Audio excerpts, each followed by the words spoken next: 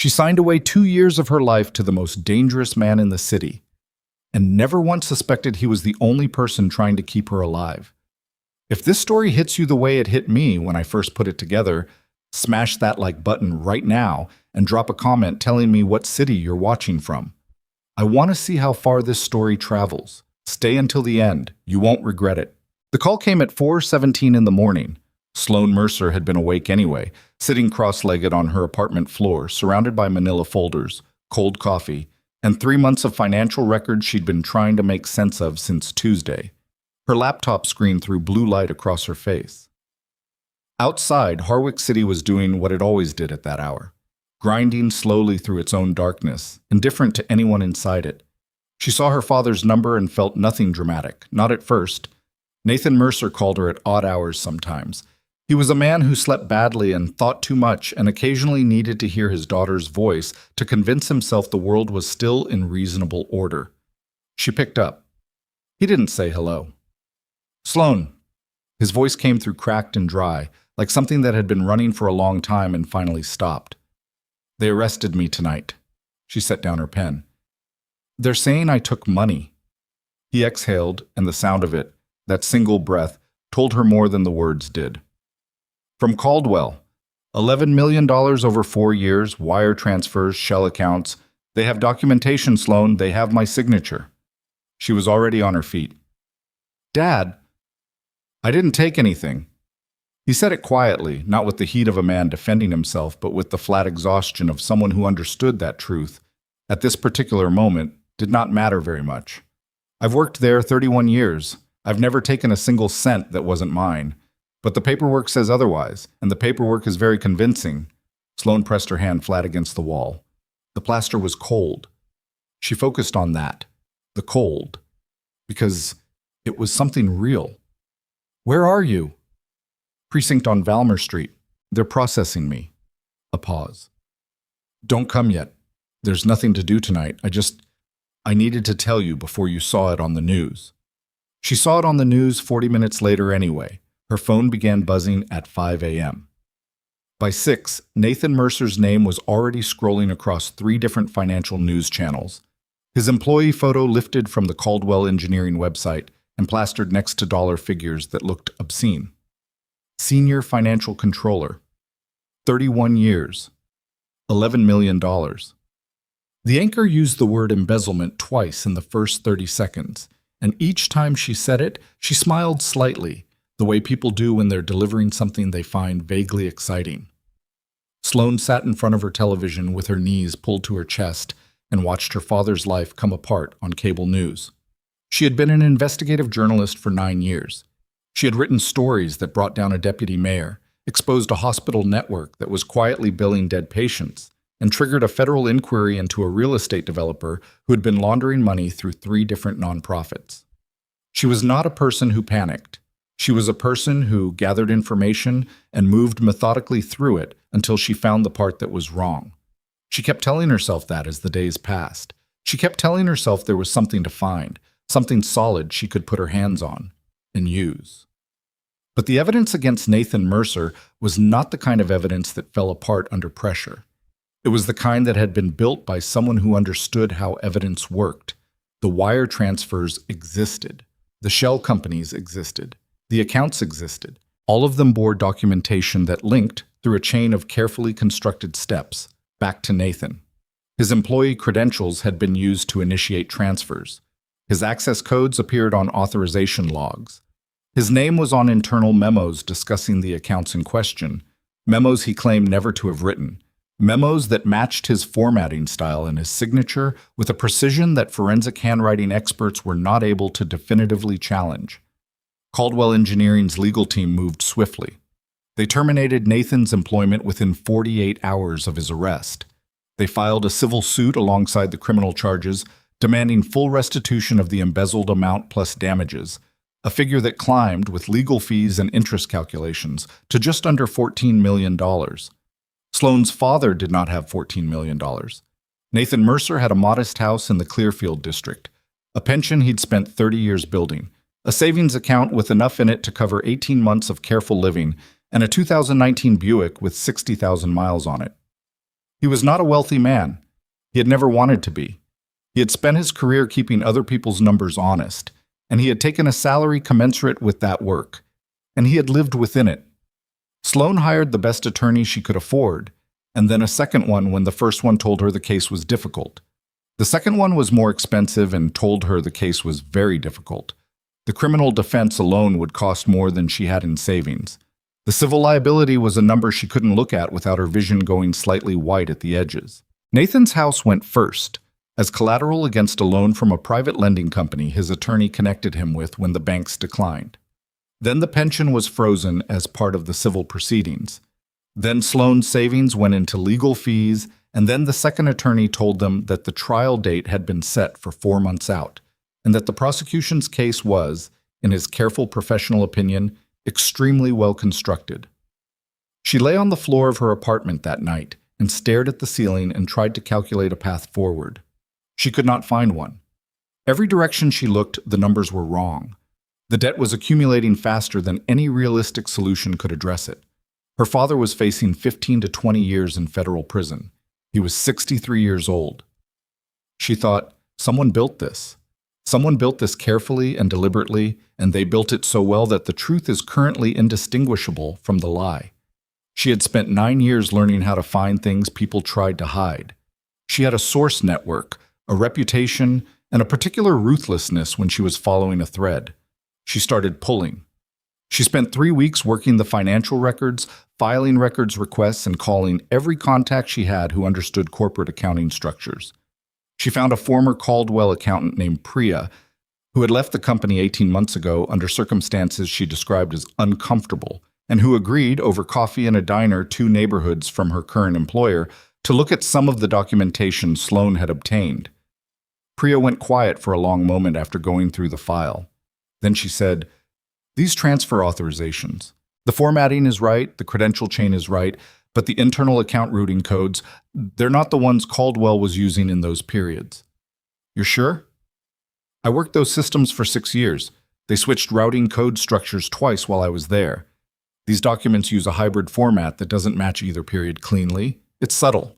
Most auditors wouldn't catch it, but it's wrong." Sloane wrote it down. She had the beginning of something. She needed more. She was deep in that work, 3 in the morning, her apartment looking like the inside of a conspiracy theorist's garage, when her intercom buzzed. She ignored it the first time. It buzzed again. She pushed back from her desk, annoyed, and pressed the talk button. "Mercer." A man's voice, unhurried. "My name is Damien Viscari. I'd like to talk to you about your father." The name moved through her like cold water. She knew the name. Every journalist in Harwick knew the name. Damien Viscari was 41, had never been convicted of anything, and was widely understood to control the city's organized crime infrastructure with a precision that law enforcement found deeply aggravating. He appeared at charity events and sat on the board of a legitimate private equity firm and wore suits that cost more than most people's monthly rent. He was the kind of dangerous that had learned to look exactly like the opposite of dangerous. She stood at the intercom for a moment. Then she buzzed him up. He came alone, which surprised her. She'd expected men with him, some kind of visible apparatus of power. Instead, he stepped off the elevator and stood in her hallway looking at her with dark, calm eyes, dressed in a charcoal suit, his hands in his pockets, entirely at ease in a way that felt like its own form of aggression. He was taller than she'd expected from photographs. There was a quality to his stillness that made the air around him feel different. Not tense, exactly, but charged, as though the room adjusted itself slightly when he entered it. "You can close the door," he said. "I'm not here to threaten you." People who aren't here to threaten me don't usually say that. People who are afraid of being threatened usually say that back. "I wasn't expecting fear from you." He looked past her into the apartment, at the files spread across every surface. "You're working the case yourself." "It's what I do." "I know what you do." He crossed into the apartment without being invited, which she noted. He stopped at the edge of her work area and looked at the files without touching them, which she also noted. "You've been good at it for a long time. Your piece on Hartwell development is what triggered the Crestfield inquiry. That was your source in the building inspector's office." "I don't discuss my sources." "I'm not asking you to." He turned to face her. I'm here because your father owes $14 million he doesn't have, because a trial in 4 months is unlikely to go the way you need it to go, and because I can make the debt disappear entirely." She didn't move. At what cost? Marriage. He said it the way other people said things like weather or traffic. A fact, unremarkable. A legal marriage, documented and valid. 2 years, after which we divorce cleanly, and you walk away with no remaining obligation of any kind. Sloane stared at him. "You're serious," she said. "I don't make proposals I'm not serious about. It's an inefficient use of time." She felt something cold and careful settle over her thinking. Not panic, but the specific alertness she got when a story turned into something larger and more dangerous than she'd initially understood. She looked at him and thought, he has a reason. People like Damien Vescari do not make moves without reasons, and the reason he's offering me is almost certainly not the real one. "You're investigating organized crime," she said slowly. "You've been a subject of my reporting for 2 years. Why would you want to marry the journalist who's been building a case against your organization?" "To keep that journalist alive," he said. "But I won't explain that tonight. That's not an answer. It's the only answer I'm giving right now." He reached into his jacket and placed a single folded document on top of her files. The terms: 2 years. Legal residence at my property. No interference with your work. No control over your reporting. The debt clears within 48 hours of signing. He paused. "Read it. Think about it. But you have until Friday, because after Friday, the lending company your father borrowed from will begin enforcement proceedings, and the asset in question will be the house." She looked at the document. She looked at him. "If I find out this is a way to shut down my investigation, if that were the goal," he said, almost pleasantly, "I have significantly more efficient methods." He moved toward the door unhurried, as though nothing about the conversation had put him at any disadvantage. "Friday, Miss Mercer. I'll see myself out." The door closed behind him. She stood in the middle of her apartment, surrounded by flaws and silence and the distant sound of the city, and she picked up the document and she began to read. The contract was, by the standards of contracts she had seen in her professional life, extraordinarily thorough. 12 pages of language drafted by someone who knew exactly what they were doing. It specified duration, 24 months from the date of signing, and legal residency at an address in the Westmore district, and a clause guaranteeing her professional independence. No restrictions on her journalistic work, no veto over publication, no requirement to provide Damien Vescari or any associated party with advance notice of any story she was pursuing. It also specified that the debt, all of it, including accrued interest and legal fees, the full $14 million, would be cleared within 48 hours of signing by direct payment to the creditors, no intermediary, documentation provided. It did not specify what Damien Vescari got out of the arrangement beyond the legal status of marriage.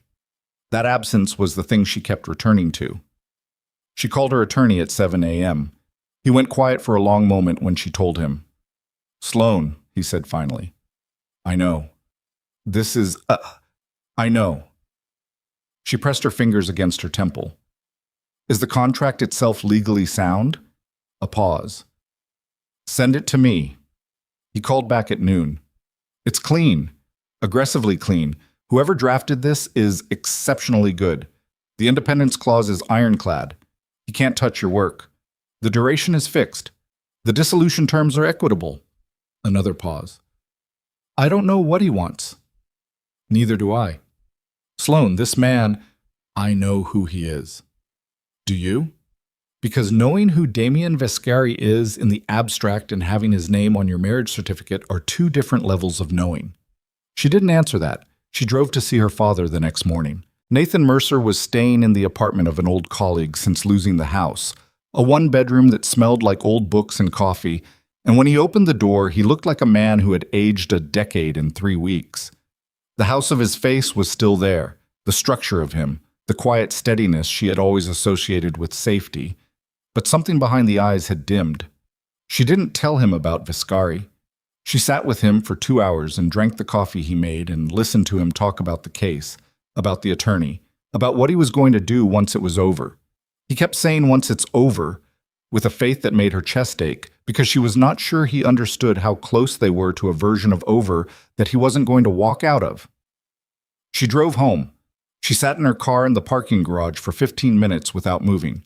Then she went upstairs and signed the contract and photographed every page and sent the images to her attorney and called the number on the last page of the document. He answered on the second ring. "I signed it," she said. "I know." He had clearly been awake. "A car will come for you Thursday morning with the details for the paperwork." "I want to be clear about something," she said. "I'm still working the story. Whatever you think this arrangement gives you, it doesn't give you that." "I would be disappointed if you stopped," he said. And then, before she could respond, "Get some sleep, Ms. Mercer. You're going to need it." He ended the call. She set the phone down on her kitchen counter and looked at her apartment. The files, the cold coffee, the timeline she'd built across 3 whiteboards, and felt the particular quality of silence that comes just before something enormous and irreversible begins.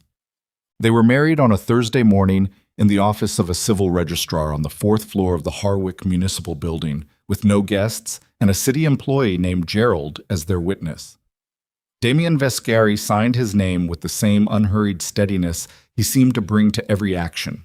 Sloane signed hers and did not look at him. The registrar congratulated them with the practiced warmth of someone who had done this several thousand times and went to make coffee.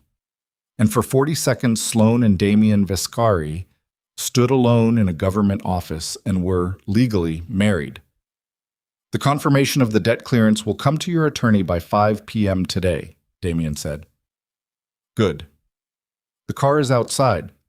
We'll go to the estate today." She looked at him. "I have work." "Your work comes with you. Your files, your equipment. My staff will handle whatever you need moved." A pause. "I have office space available that I think you'll find useful." She studied his face, looking for the edge of whatever this was. He looked back at her with the same calm, unreadable quality he'd had in her apartment, and she thought, "I'm going to figure out what you want if it takes me the full 2 years." "Fine," she said. "Let's go." The estate was in Westmore, behind walls and iron gates and a security checkpoint that her driver passed through with a wave. The property was larger than she'd anticipated, not showy in the way she might have expected, not draped in obvious displays of wealth, but substantial in the quiet way of old money. Manicured grounds, a stone main house that had probably been built in the 30s, a separate guest wing, outbuildings she couldn't immediately identify.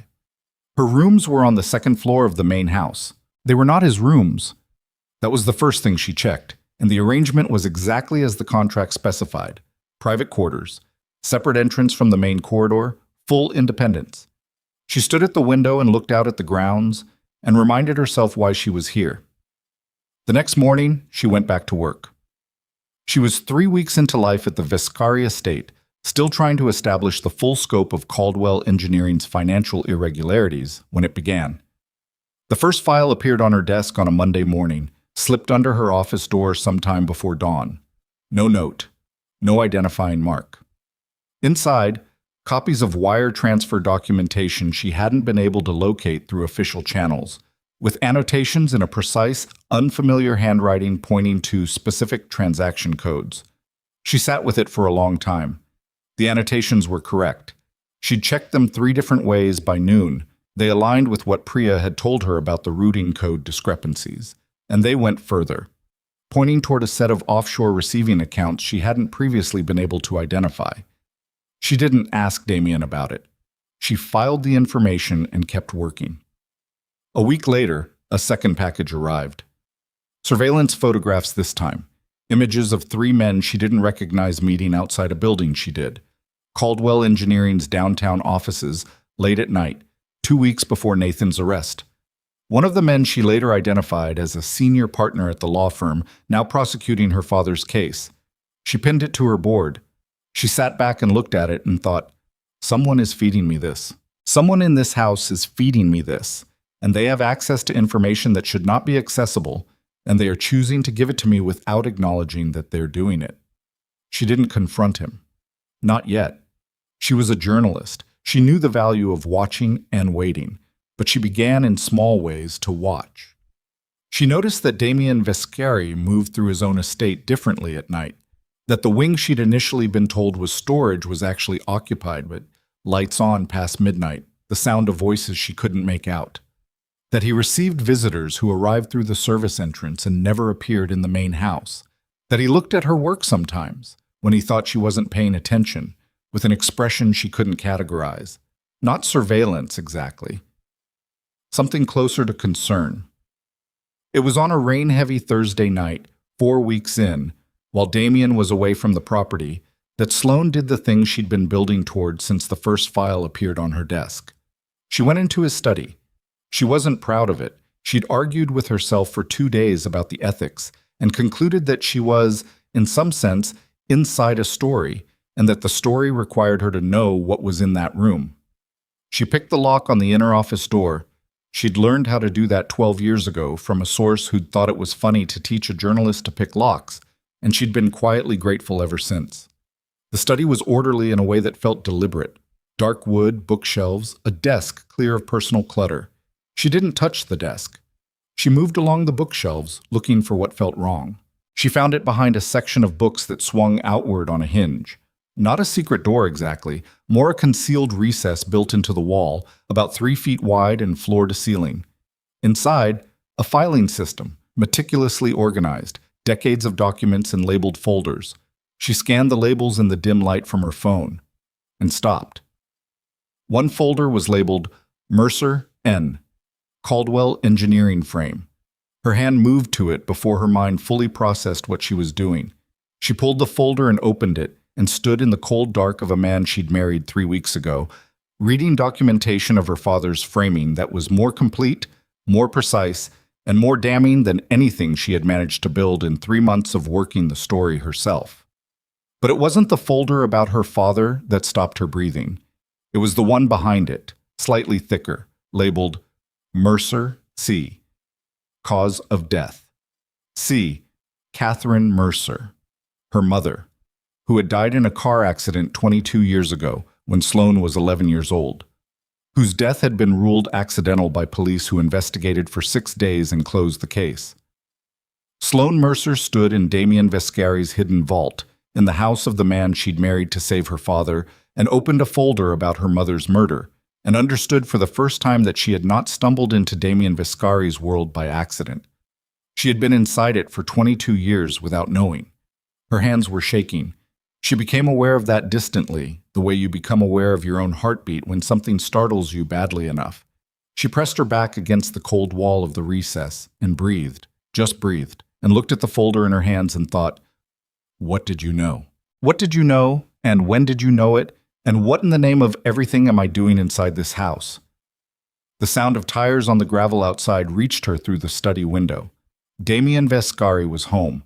She put the folders back. That was the first decision, and she made it in under 4 seconds, moving on pure instinct.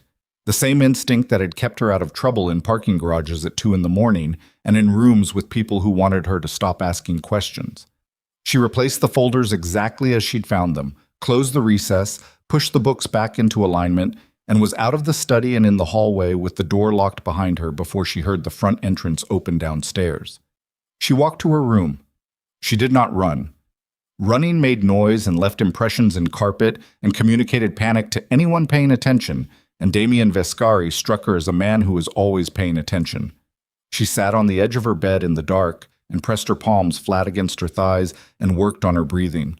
Her mother had been murdered. She'd been 11 when it happened. The police had told her father it was a wet road and a curve Catherine Mercer had taken too fast on her way home from a late work meeting. They'd said it in the careful, practiced voices that police used when the conclusion was already written and the details were simply being delivered. Nathan had accepted it because Nathan was the kind of man who trusted institutions, who believed that official findings existed because officials had done the required work. Sloane had accepted it because she was 11 and because there was no other version available to her. Now she sat in the dark and thought about the folder with her mother's name on it and understood that the version she'd been given was a lie, and that Damien Vescari had known that for an unknown period of time, and that he had married her without telling her. She didn't sleep. At 6 a.m., she heard movement in the kitchen below, the specific sounds of someone making coffee alone, deliberate and unhurried. She dressed, went downstairs, and found him standing at the kitchen counter with his jacket off and his sleeves rolled to the elbows, reading something on a tablet with the focused blankness of a man processing information rather than reading it. He looked up when she came in. "You're up early," he said. "I could say the same." He set the tablet face down. He did it casually, which meant he'd decided to do it casually, which meant the content mattered. She filed that. She poured coffee and stood on the opposite side of the kitchen island from him and looked at him directly. He looked back. Neither of them said anything for a moment, and the silence had a texture to it. Not hostile exactly, but loaded. Two people deciding simultaneously how much to show. "The files you've been leaving on my desk," she said. Something shifted in his expression. Not surprise, more like an acknowledgement that a door had opened. "What about them?" "They're helping." She kept her voice level. "The routing code documentation, the surveillance photographs, they're filling gaps I couldn't close through legitimate channels." "Good." "I want to know why."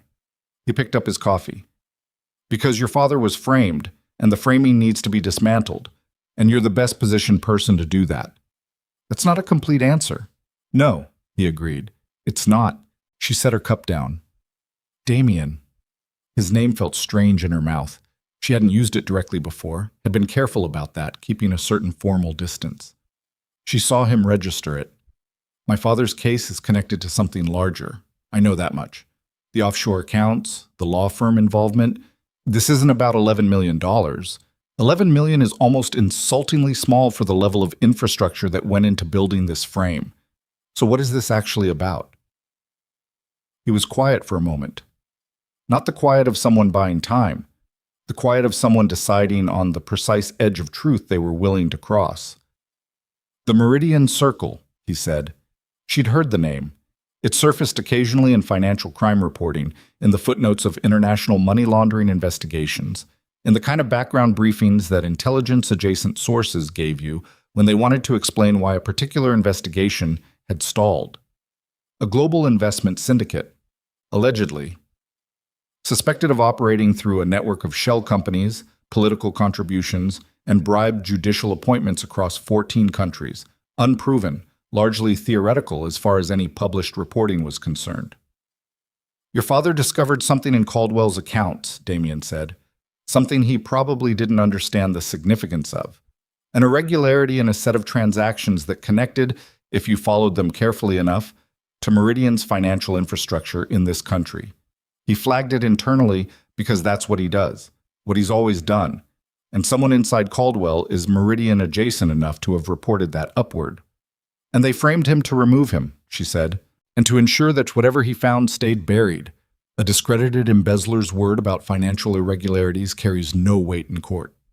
She was already thinking ahead, already mapping the connections. The law firm handling the prosecution. Vertner and Associates.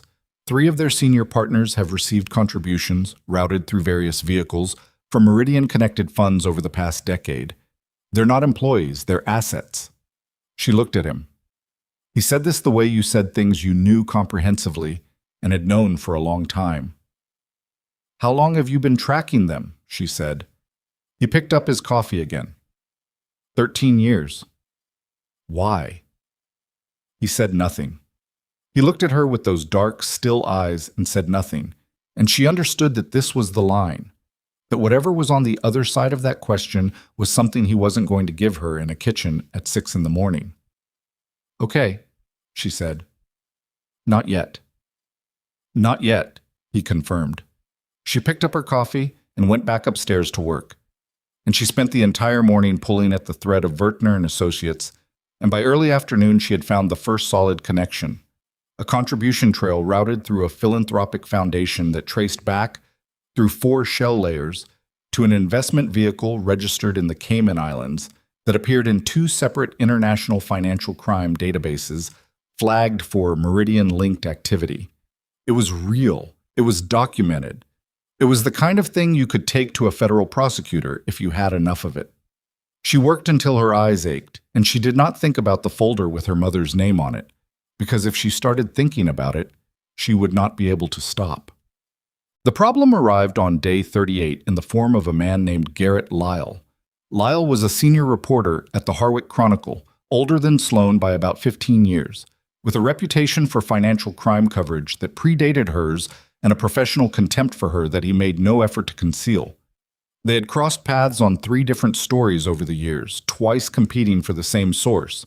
Once, when he'd published a version of a story she'd been working for 6 months and beaten her to press by 4 days.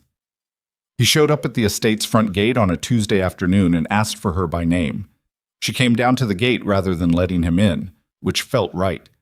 He was standing outside the iron bars in a coat that needed dry cleaning, a notebook already in his hand, and he smiled when he saw her with the particular smile of someone who thinks they know something. "Sloane Mercer," he said. "Or is it Vescari now?" "What do you want, Garrett?" "I heard you got married to Damien Vescari." He tilted his head. "That's an interesting choice for someone who's been writing about organized crime for the past 2 years. I don't discuss my personal life." "Right. Except you're living at his estate, which makes it moderately less personal." He glanced up at the house. "I'm working a story. Vescari's name keeps coming up in connection with a series of offshore financial structures I've been tracking. I thought, given your current proximity, you might have something useful." "You thought I'd leak you information about my husband." "I thought," he said carefully, "that you might want to explain why a journalist who's been building a corruption case against organized crime is now married to the subject of that reporting." She looked at him. She kept her voice even. "You print anything about my marriage or my personal circumstances, and I will find every source you've used in the last 10 years and determine which of them you've been paying, because I know you've been paying at least 2 of them, and that's an ethics violation that ends careers." The smile didn't entirely disappear, but it got more careful. "Is that a threat?" "It's information. You can do what you want with it." She stepped back from the gate. "Don't come back here." She went inside. She stood in the entrance hall and breathed through it, the specific controlled breathing she used when she needed to think clearly, and her hands were shaking slightly. Lyle was going to be a problem. He was thorough, and he was motivated, and he was not someone who let things drop. If he was circling Damien's name in connection with offshore financial structures, he was either closer to the truth than she was, or he was being pointed in a direction by someone who wanted the story to break in a particular way. She went to find Damien. He was in the East Wing, in the room she'd initially been told was a private library, which turned out to contain considerably more communications equipment than libraries generally required. 2 men she'd seen before but never been introduced to were there as well. One dark-haired and very still, the other older, with the weathered look of someone who had spent extended time outdoors in unfriendly conditions. They both looked at her when she entered. Damien looked up from a bank of monitors. He did not look surprised to see her. "Your security setup is more sophisticated than the estate would suggest," she said. "Most things about this estate are." The 2 men exchanged a glance she catalogued without reacting to. "Garrett Lyle was at your gate," she said. "He's working a story about offshore financial structures. Your name is in it." Damien's expression didn't change visibly, but something in him sharpened. She could feel it the way you feel a shift in temperature. "How much does he have?" he said. "I don't know. He came to fish, which means he doesn't have enough yet. But he'll get enough eventually. He's not good, but he's persistent, and persistent eventually gets there." She paused. "I need to know what he could find. I need to know what the offshore structure actually looks like from the outside." The older of the 2 men said quietly, "You trust her with that?" Damien looked at him. "Leave us." They left, and the room felt different without them, smaller and more direct. Damien turned to face her fully. "The offshore structure," he said, "looks from the outside like exactly what the Meridian Circle has been designed to make it look like, which is a criminal financial network. Money from protection, from trafficking adjacent investment vehicles, from weapons facilitation." He said it without flinching, without the careful hedging of a man who was ashamed of it. "The infrastructure is real. The transactions are real. The money exists and it moves through those channels. What doesn't exist is the purpose Meridian has spent a decade attributing to it." She was very still. "Explain that." "The organization I run," he said, "is not what it appears to be. It exists to do one thing: infiltrate, document, and ultimately expose the Meridian Circle's operations. To do that, it has to look from every external angle exactly like what Meridian expects to see. A criminal enterprise. Controllable. Legible. His eyes stayed on hers. The money that moves through those structures goes three places. A portion goes to operational costs. A portion goes to legitimate protective services for communities in this city that the municipal government has quietly abandoned. The remainder goes into a documented evidence archive that will, when the time comes, be the foundation of the largest financial crime prosecution in this country's history. Sloane stood in the middle of this room with its monitors and its equipment and its maps she hadn't had a chance to read yet. And she looked at the man she had married 38 days ago and felt the specific disorientation of a story turning itself inside out. "You're running a covert intelligence operation," she said, "inside an organized crime structure."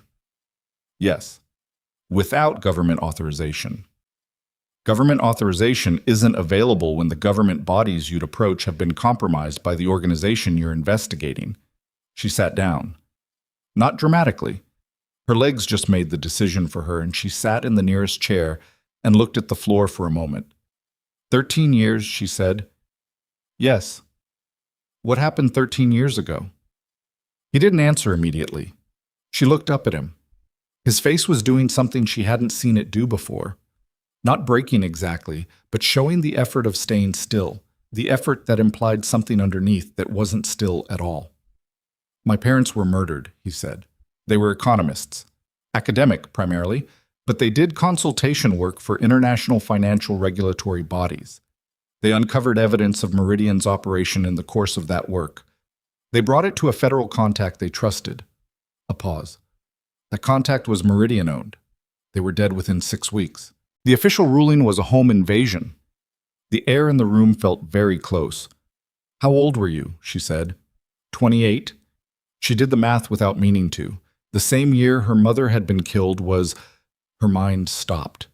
She looked at him. "My mother," she said carefully. His jaw moved, just slightly. "The folder in your study," she said, "with her name on it." The silence that followed was the loudest thing she'd heard in weeks. She watched his face, and she watched him make a decision about how much to give her, and she watched that decision resolve into something that looked almost like relief, like a weight that had been held too long finally passing to another set of hands. "Your mother was Sloane Mercer," he said. "Before she married your father, she published 3 academic papers on offshore investment vehicles and their use in regulatory evasion. The third paper was cited in internal Meridian documentation I obtained 8 years ago as a threat to a specific set of financial structures they were building at the time." He stopped. "She found something," Sloane said. "She found the same thing my parents found, through different means earlier with less institutional support and less understanding of what she was looking at." He looked at her directly. "She died 4 months after publishing the third paper. Your father doesn't know. No one told him because there was nothing that could be done with the information at that point except cause pain." Sloane put her hand over her mouth. She sat with that for a moment. Her mother had been 34 years old. She'd been driving home on a Tuesday night, and Sloane had been asleep, and Nathan had been watching television, and the phone had rung, and everything had changed. 22 years. 22 years of a wet road and a curve taken too fast. She dropped her hand. She breathed. She focused. "That's why you were watching me," she said. "Before the marriage, before any of this. You started publishing on organized crime 2 years ago, and your instincts were good enough that I assessed you'd reach Meridian-adjacent territory within 18 months, which you did." A pause. "When your father was framed, I had a choice. I could watch you work the story alone, at increasing risk, or marry me and bring me inside the perimeter." Her voice was flat. She wasn't sure what she felt yet. The feelings were there. She could sense them at the edge of her perception, but she was keeping them there deliberately. "You should have told me." "Yes. From the beginning, you should have told me." "Yes," he said again. "I made a calculation. I thought information given too early, before there was any basis of trust, would be rejected or mishandled. That calculation was wrong." "That calculation was wrong," he agreed. She stood up. she stood very straight and looked at him and let the anger be present without letting it run the room. I'm going to need everything. The full archive, the Meridian documentation, the evidence on my mother, the complete picture of what you've built over 13 years. Not given to me file by file on my desk in the middle of the night. All of it, directly. That's a significant security risk. I'm aware. I don't care. She met his eyes. You brought me into this. You made me a part of it the night you knocked on my door with a contract. So I am in it, and I need to see the whole thing. Or I walk out of this estate right now and publish what I have, which is enough to cause serious problems for both of us and not enough to actually win. He looked at her for a long moment. Tomorrow morning, he said.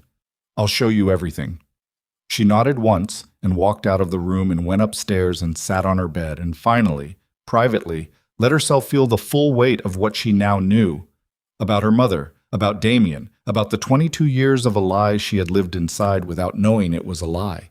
She pressed her knuckles against her mouth and breathed through it, and did not break, because breaking was a thing she could do later, and later kept getting pushed further away. He showed her everything. It took most of the following day. The East Wing, which she had not been into before, turned out to be the operational core of what Damien had built. A documentation center, essentially, 13 years of evidence accumulated with the patience and precision of someone who understood that the only way to destroy something as deeply embedded as the Meridian Circle was to build a case so comprehensive and so clean that no compromised judge, no bought prosecutor, no Meridian-owned federal contact could suppress it. She moved through it systematically, the way she moved through every archive, looking for the structure beneath the surface. There was a financial map that spanned 3 walls, a visual representation of Meridian's investment network across 47 countries, color-coded by the year the connection had been established. There were binders of bank records, transaction logs, communications intercepts that she didn't ask the provenance of. There were files on 63 individuals, politicians, judges, corporate executives, financial regulators, documenting their connections to Meridian's funding infrastructure. Her father's file was there, thin, clear, damning in its simplicity. A documented account of how Nathan Mercer's internal flag had reached Meridian through a compromised Caldwell executive named Philip Strauss, and the decision that had been made in response. Her mother's file was thicker. She read it standing up, leaning against the wall, and she read it completely, and when she was done, she put it back in its place with steady hands. She found the 2 men from the previous day working at a table in the far section of the wing. Damien introduced them without ceremony. Marcus, the dark-haired one, who handled technical operations. Ray, the older one, who handled what Damien described as field work, a phrase that covered a significant range of activities she chose not to interrogate too closely. Marcus looked at her the way people look at something they've evaluated and haven't decided about yet. You're going to publish, he said. Not a question. Eventually, when it's time. Publishing too early burns the entire operation. I know how investigative journalism works, she said. Do you? Ray made a sound that might have been a laugh. Marcus looked at Damien. She needs operational parameters. She needs access, Damien said. The parameters will develop. That's not Marcus. Damien said it quietly, and the quietness was the whole point. Marcus went back to what he'd been doing. Sloane caught Damien's eye. He looked for a fraction of a second tired, not physically, but in the specific way of someone who has been managing people's resistance to something for a very long time. She understood, in that moment, that whatever she'd thought this arrangement was about, she had been wrong about all of it, and that being wrong about all of it had somehow brought her to the exact place she needed to be. That night, over dinner, the first time they had actually sat at the same table at the same time with the intention of talking rather than crossing paths in hallways, she asked him the question she'd been building toward all day. The Meridian Circle knows you're coming, she said. Don't they? He was quiet for a moment. They suspect. They don't know the shape or the timeline. What happens when they figure it out? They try to remove the threat. He said it evenly, without drama. They've tried before. 3 times. He looked at her. I'm still here. What about the people around you? A pause. Something crossed his face. Brief, controlled, but real. 2 members of my team in the past 4 years, and a source inside Meridian's legal division 18 months ago. She thought about what that meant. She thought about Marcus's wariness and Ray's weathered face and the way Damien held himself. That stillness that she'd initially read as arrogance and now understood was something else entirely. The stillness of a person who has been in sustained danger long enough that it stops showing. "They're going to find out about me," she said, "if they don't know already." A journalist married to Damien Vescari, actively investigating Caldwell's finances. That's not invisible. "No," he said, "it's not. So I'm a liability." "You're a variable," he said. "There's a difference." He looked at her directly. "You're also the most credible vehicle for publication when the time comes. A journalist with a documented evidence trail, a personal stake that's publicly understood, and a professional record that's," he paused briefly, "difficult to impugn.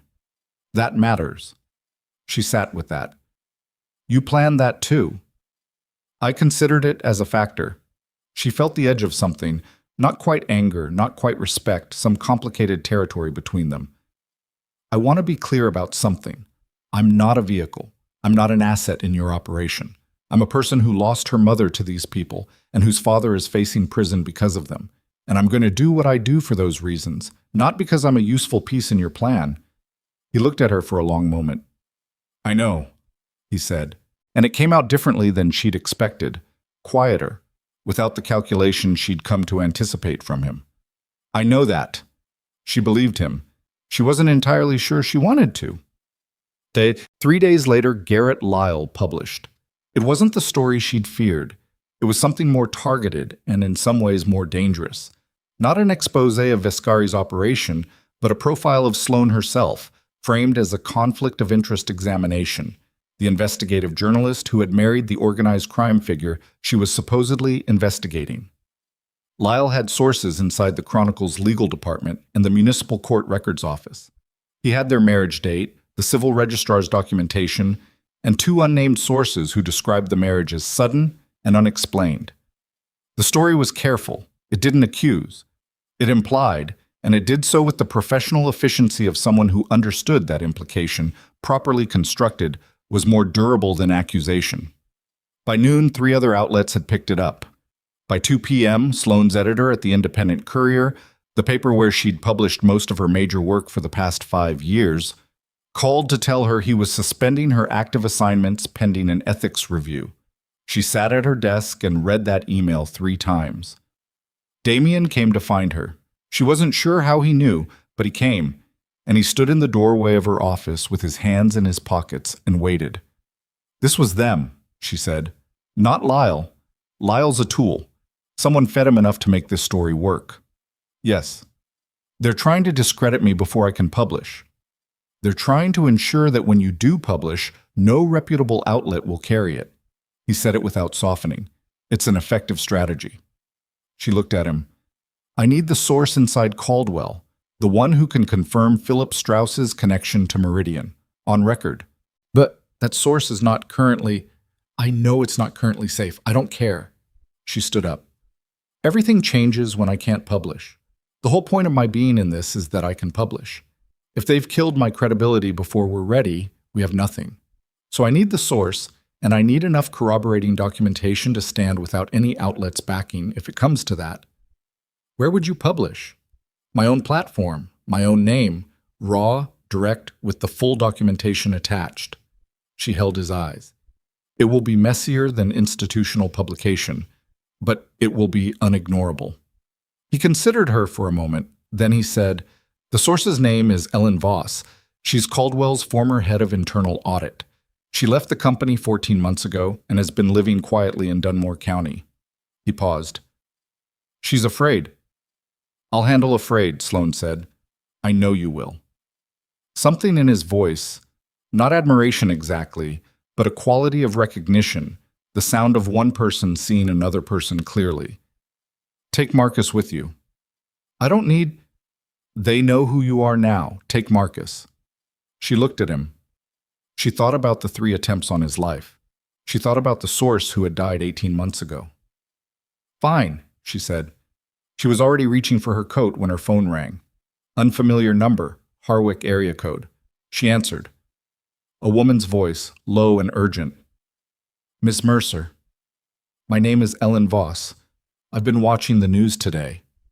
A pause, and in the pause, Sloane could hear the specific quality of someone who has been afraid for a very long time and has finally decided that fear is no longer sufficient. I think it's time we talked. Sloane's hand tightened on the phone. She looked at Damien across the room. Tell me where you are, she said. That's the thing. A breath on the other end of the line, unsteady. I need you to know something first before we meet, before you come anywhere near me. Another pause. Philip Strauss didn't make the decision to frame your father alone. He was given the order, and the person who gave it, the person at the top of Meridian's domestic operation, the line went dead. Not disconnected, not dropped. Cut. Sloane stood very still with the phone at her ear in the silence where Ellen Voss's voice had been, and she understood, with the particular clarity that comes when a story turns lethal, that somewhere in Dunmore County, a woman who had been about to tell her something had just been found. She called back 4 times. 4 times the line rang through to nothing. Not voicemail, not a disconnect tone, just an endless ringing in a direction that no longer had anyone at the other end of it. Sloane stood in the middle of her office with the phone pressed to her ear and counted the rings and felt the specific cold that comes when you understand that a situation has moved faster than you did. Damien was already moving. He crossed the room and took the phone from her hand, not roughly, but with the decisiveness of someone shifting into a different register, and looked at the number on the screen and handed it to Marcus, who had appeared in the doorway with the quiet speed of someone who had been listening from close by. Trace the tower ping on that number, Damien said. Marcus was already on it. Sloane picked up her coat. We need to go to Dunmore County. We need to know if there's anything to go to first.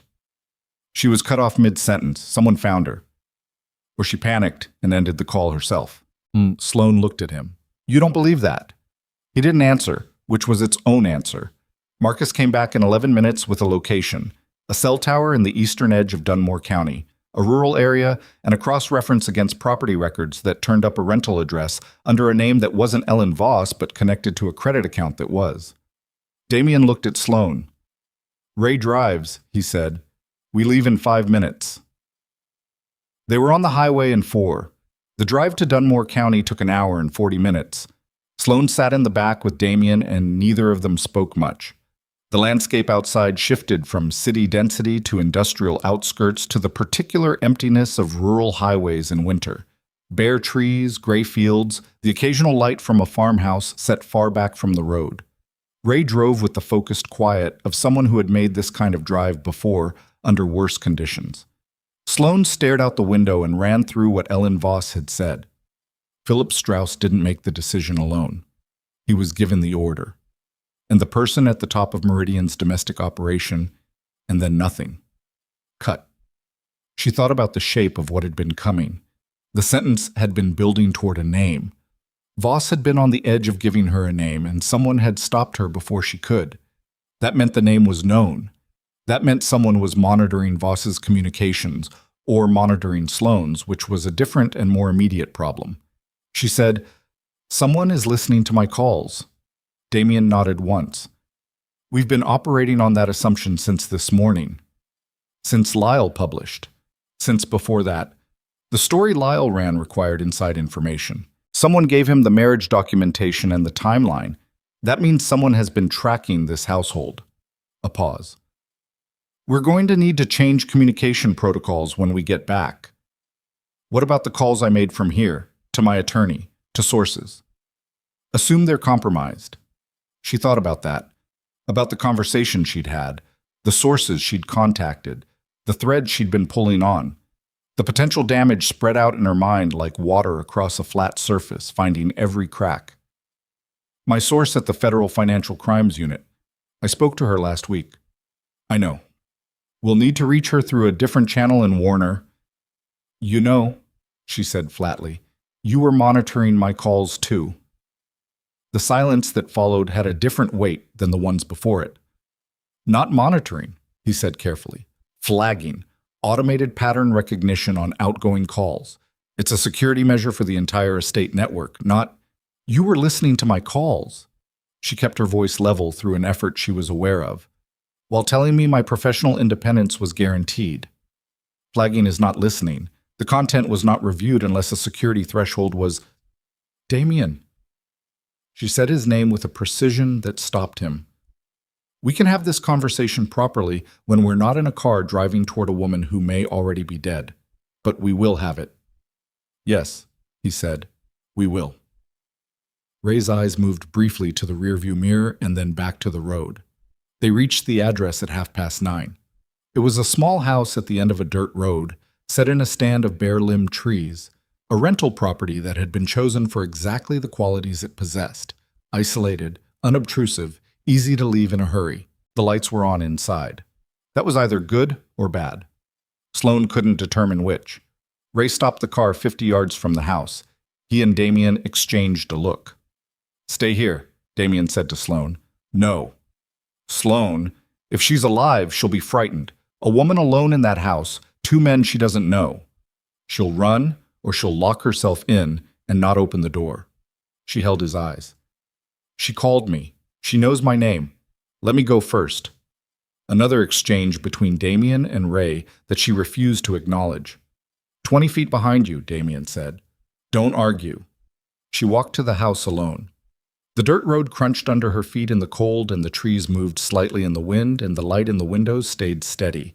She knocked on the front door and said, loudly and clearly, Ellen, my name is Sloane Mercer. You called me. I'm alone at the door. Please open it. 30 seconds of silence, then the sound of a lock turning. The woman who opened the door was in her mid-50s, with the face of someone who had been frightened for a sustained period. Not the sharp, specific fear of an immediate threat, but the ground-down, chronic fear of someone living in anticipation of something bad. She had reading glasses pushed up on her head and a phone in her hand, and she looked at Sloane with the specific intensity of someone checking a face against an expectation. You're Mercer, she said. I'm Mercer. Sloane stepped into the doorway. Your line went dead. Are you all right? Battery. She held up the phone. The screen was dark. It died. I realized how it must have sounded, and I've been standing here for the past hour trying to decide whether to charge it and call back. She looked past Sloane at the darkness outside. You brought people. 2. They'll stay outside. Voss stepped back and let her in. The house smelled like instant coffee, an old carpet, and the specific mustiness of a place that had been lived in carefully rather than comfortably. There were boxes in the corner, not packed, half organized, the boxes of someone who had been ready to leave for over a year without ever quite leaving. A laptop on the kitchen table with a half-eaten meal pushed to the side of it. Sloane sat down across from her. Tell me what you started to say on the phone, she said. About who gave the order? Voss wrapped her hands around her coffee cup. Her knuckles were white. I worked at Caldwell for 11 years. Internal audit for the last 6. I was thorough. I was the person they brought in when a number looked wrong, and they needed someone to find out why. She paused. 3 years ago, I started finding things I wasn't supposed to find. Transaction structures that looped in ways that didn't have legitimate explanations. Accounts that existed in our system but weren't in any disclosure document. I flagged them internally, the way you're supposed to, and the next week I was reassigned to a different division. They moved you away from the numbers. They moved me away from those numbers specifically.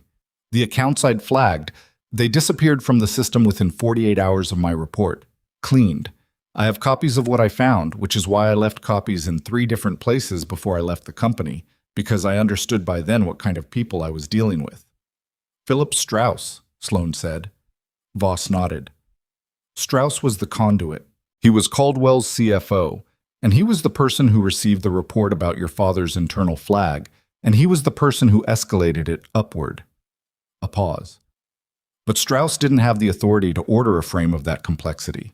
The documentation, the credential duplication, the law firm involvement, that required resources and connections that Strauss didn't have on his own. Who gave him the order? Sloane said. Voss looked at her. She took a breath. Martin Cale, she said. Sloane sat very still. Martin Cale was the United States Attorney for the District of Harwick. He had been in that position for 7 years. He had a national reputation as an aggressive, principled financial crimes prosecutor. He had put 2 hedge fund executives in federal prison, had pursued a landmark money laundering case against an insurance conglomerate, had testified before the Senate Judiciary Committee on Financial Regulatory Reform. He was, in the professional consensus of everyone in the legal and journalistic community who knew him, one of the few genuinely uncorrupted officials in a system riddled with compromised ones. He was also the official who would be overseeing Nathan Mercer's prosecution. The quiet in the room was absolute. "You have documentation," Sloane said. Her voice came out steady. She was grateful for that. "I have communication logs, encrypted, but I have the keys because I built the filing system they used internally, and I kept a backdoor access I was never supposed to keep." Voss reached into the box nearest to her and produced a USB drive. Cale communicated with Strauss through a layered messaging system. It looks, on the surface, like a standard legal communication platform, standard enough that no one questioned it. But the metadata on these messages doesn't match the platform's architecture. Someone built a secondary channel inside it. Sloane looked at the drive. She thought about Martin Cale's face, the earnest, sharp-featured face she'd seen in courtroom photographs and congressional hearing feeds, the face of a man who had built a career on fighting financial corruption and who had, apparently, been inside the corruption the entire time.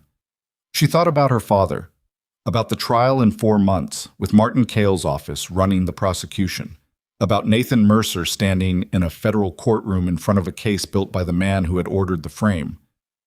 "He's not just a Meridian asset," she said. It wasn't a question. "No." Voss shook her head slowly. "Based on what's in those files, Martin Cale has been Meridian's primary domestic architect for 9 years. He's not someone they bought. He's someone who helped build the structure from inside a position of prosecutorial authority. He's the reason every serious investigation into Meridian-connected activity in this district has stalled or collapsed." Sloane reached out and took the drive. She drove back to Harwick in near silence. Ray drove. Damien sat beside her and she felt him read the room, felt him understand that something significant had happened in that house. But he waited. He had the patience, she had noticed over the weeks, of someone who had learned that pushing for information before a person was ready to give it was counterproductive. She told him when they were 20 minutes from the estate. She laid it out cleanly, the way she laid out findings when she was briefing an editor. The facts, the documentation, the structural implication. When she said Martin Cale's name, she felt Ray's hands tighten on the steering wheel. Damien said nothing for a moment. Then, "That's why the investigation stalled." "Yes." 3 separate federal inquiries into Meridian-adjacent activity in this district in the past decade, all 3 closed without charges. Cale's office handled 2 of them directly. He was a consulting authority on the 3rd. Sloane looked at the USB drive in her hand. "He's been covering them for 9 years from inside the U.S. Attorney's office.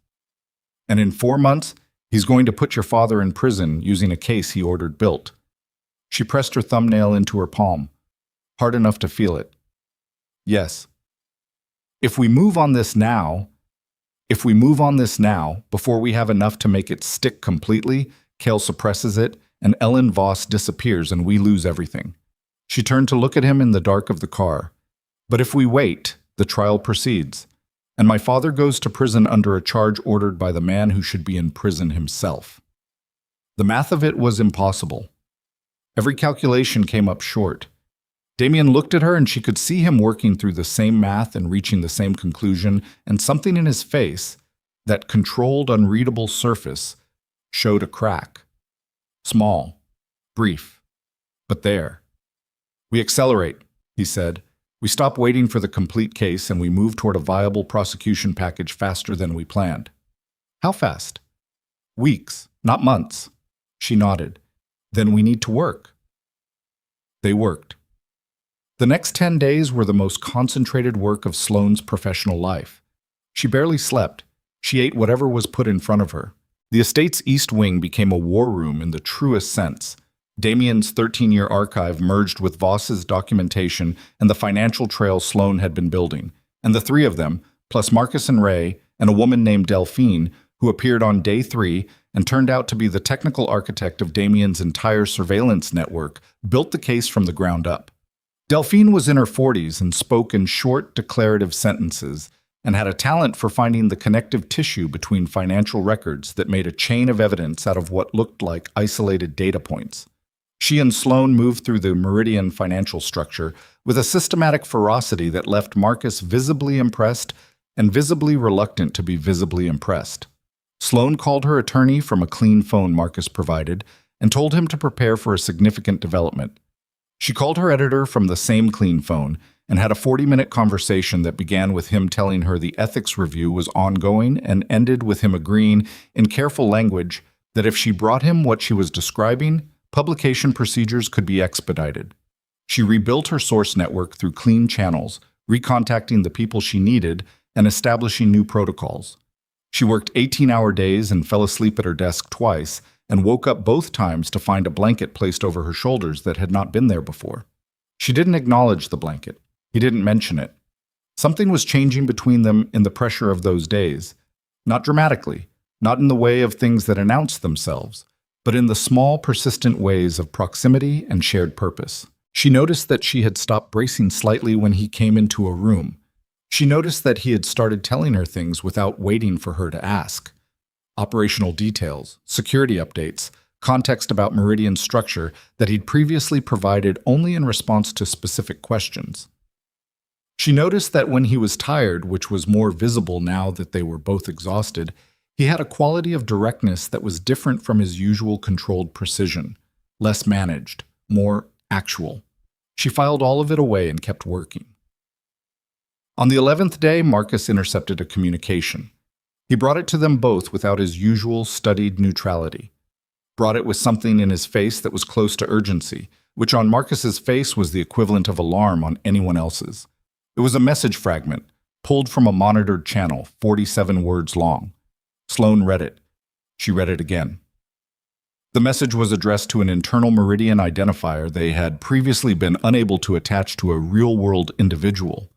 The identifier, based on cross-referencing Delphine had done with the communication metadata, belonged to whoever was running Meridian's operational security, the person responsible for identifying and neutralizing threats to the organization. The message said, Viscari timeline confirmed accelerated. Archive location narrowed to estate property. Authorization granted for full extraction. Collateral acceptable. Execute within 72 hours. Collateral acceptable. She knew what that meant. She had covered enough violence in her reporting to know exactly what that meant. She looked up from the message. Damien was already reading it over her shoulder, and when she turned her head, his face was very close and very still, and she could see him processing the 72-hour window and the word extraction and everything that followed from those two things. They know about the archive, she said. Yes. They're coming here. Within 72 hours. She stood up. She felt something move through her. Not quite fear, not quite anger, something that lived between them that she didn't have a precise word for. We have to move the archive. Already in motion, Marcus said. He was across the room, already on a phone. Delphine is on it. We have 3 off-site locations. And the people in this house. She looked at Damien. Voss is here. She's been here for 4 days. If they come here, I know. She can't be here. I know, Sloane. He said her name and the way he said it, with a weight that she hadn't heard before, a weight that had something underneath it that wasn't operational, stopped her. I'm going to take care of it, all of it, but I need you to trust me for the next 12 hours. She looked at him. She thought about the monitoring of her calls. She thought about the contract and the things he'd calculated and the things he'd withheld. She thought about the blanket on her shoulders and the files that had appeared on her desk and the way he'd said, I know that in the kitchen, with the sound of someone who actually knew it. 12 hours, she said.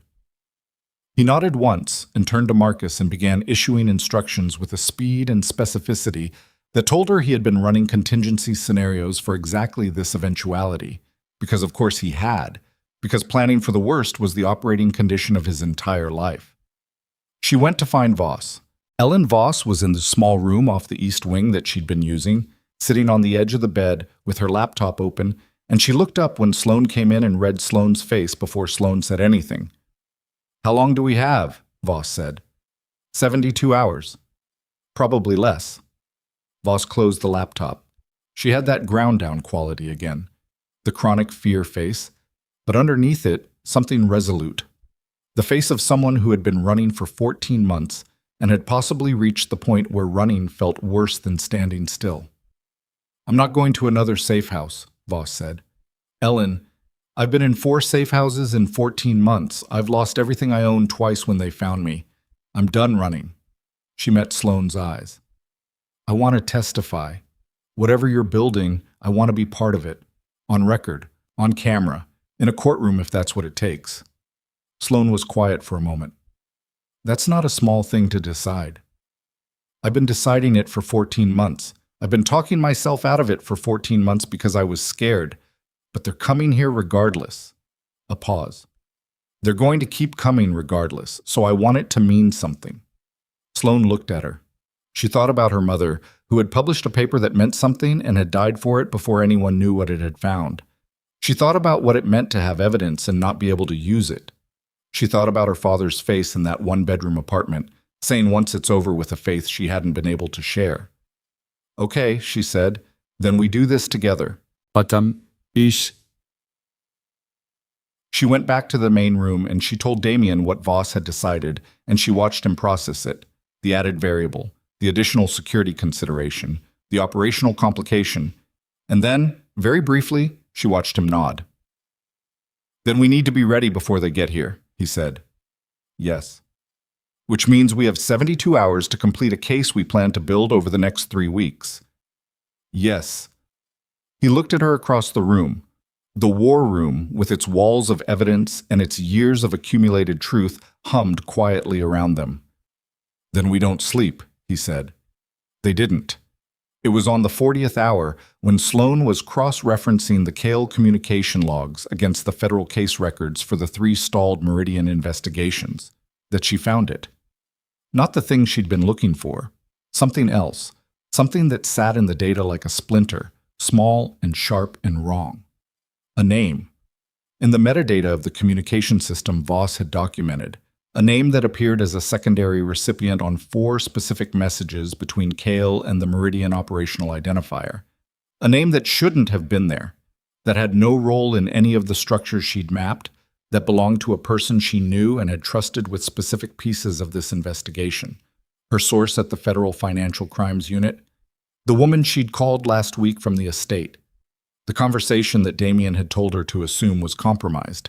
She stared at the name for a long time. Then she pulled up every communication she'd had with this source over the past 2 years and began reading it against what she now knew about Meridian's domestic network, and the picture that assembled itself was quiet and devastating, and explained with horrible clarity why several of her most carefully constructed leads had gone dead in the past 18 months. She had been fed, selectively, precisely, in ways designed to keep her working and visible. A journalist who was clearly investigating something, who could be pointed and redirected, who was close enough to the truth to be useful as a tracking mechanism without ever being close enough to actually reach it. She had been managed. She sat with that knowledge for a long time in the dark of the East Wing while the others worked around her. She sat with it and felt it move through her. The specific humiliation of it, the specific violation. And then she did what she always did, which was use it. She took everything she had on the source and added it to the file and made it part of the case. And the case got larger and darker and more complete. And she told Damien what she'd found, and she watched his face do the thing it did when new information reorganized his understanding of something. And he said, "That's how they were tracking you before the marriage." And she said, "Yes." And neither of them said anything else for a moment because there wasn't anything else to say. At hour 58, with 14 hours left in the window, Marcus came in from the security station at a pace that was not his usual pace. "East Perimeter," he said. 2 vehicles. They're not waiting for the 72 hours. Damien was already on his feet. Sloane looked at the drives on the table in front of her, the archive, Voss's documentation, the complete case, and she picked up every one of them and put them in the interior pocket of her jacket and buttoned it closed. Damien looked at her. The case goes with me, she said. I know. He reached under the table and came up with something she recognized as a firearm, which he handled with a practiced ease that reminded her, in case she'd been forgetting, of exactly who she was standing next to. He held her gaze. Whatever happens in the next hour, the case is what matters. You understand that? The case and the people in this building. Yes. A pause. Both. She held his eyes and felt something move between them that didn't have time to be named, because Marcus was already at the door and Ray was coming down the corridor and outside, somewhere on the eastern perimeter of the estate. The people who had killed her mother and framed her father and managed her for 2 years had arrived to finish what they'd started. And Sloane Mercer, who had come into this house as a contract wife, stood in the center of 13 years of truth, with every piece of it buttoned against her chest, and understood, with absolute clarity, that the journalist she had been was no longer sufficient for what came next. The first shot came through the east wing window at 2:14 in the morning. Not a bullet, a concussion device, small and precise, the kind designed to disorient rather than destroy. It hit the floor 6 feet from where Sloane was standing, and the world went white, and then it went sideways, and she was on the ground with her ears screaming and her vision strobing and her hands instinctively pressed flat against the cold floor, orienting herself through touch because her eyes weren't working properly yet. Someone grabbed her arm, hard. She swung before she could stop herself, and her fist connected with something solid, and a voice said, close to her ear, "It's Ray. Stop. Get up." And she got up. The room was filling with a thin chemical haze. Not smoke, a dispersal agent designed to reduce visibility without triggering sprinklers. Sloane pulled her collar up over her mouth and moved with Ray toward the door, because moving was what you did when a room became a kill zone, which this room had become. Damien was in the corridor, already running a different direction. Marcus was behind him. Ray pushed Sloane ahead of him and she ran and didn't look back. "Voss," she said. "Delphine has her," Ray said. "Service stairs." The estate's ground floor was darker than it should have been. The main power had been cut, she realized, and the backup generators were running only the security systems, which meant the corridor was lit by emergency strips along the floor, thin red lines that turned everything the color of something wrong. She ran along them with Ray behind her and her jacket buttoned over 13 years of truth, and her heart slamming against her ribcage loud enough that she could hear it in her own ears. She could hear movement outside the building, multiple points, positioned, not random, coordinated. These were not people who had been sent to frighten. The message had said collateral acceptable, and she understood now, in the full physical immediacy of what was happening, what that word had meant. Damien appeared at the end of the corridor from a perpendicular hallway. He was moving fast, and his face was running entirely on focus. No expression, just the absolute concentration of someone whose entire cognitive capacity was committed to the next 30 seconds. "East Wing is compromised," he said. "They came in through the perimeter breach at the service gate." He looked at Sloane. "You have the drives." "Yes. We need to get you out. We need to get everyone out." "Sloane." "Damien." She said it sharp and flat. "Where is Voss?" He looked at her for a fraction of a second. Then, "Service stairs, ground level. Delphine." They moved. The service stairwell was narrow and concrete, and the emergency lights here were white, which was better. Delphine was on the ground floor landing with Voss beside her. Voss had her laptop bag across her chest, and her expression was the expression of someone who had decided not to be afraid because fear was a luxury the situation didn't currently permit. Sloane recognized that expression because she was fairly certain she was wearing it too. "2 vehicles at the east perimeter, one coming around to the north," Delphine said, rapid and precise. "The south exit is clear as of 90 seconds ago."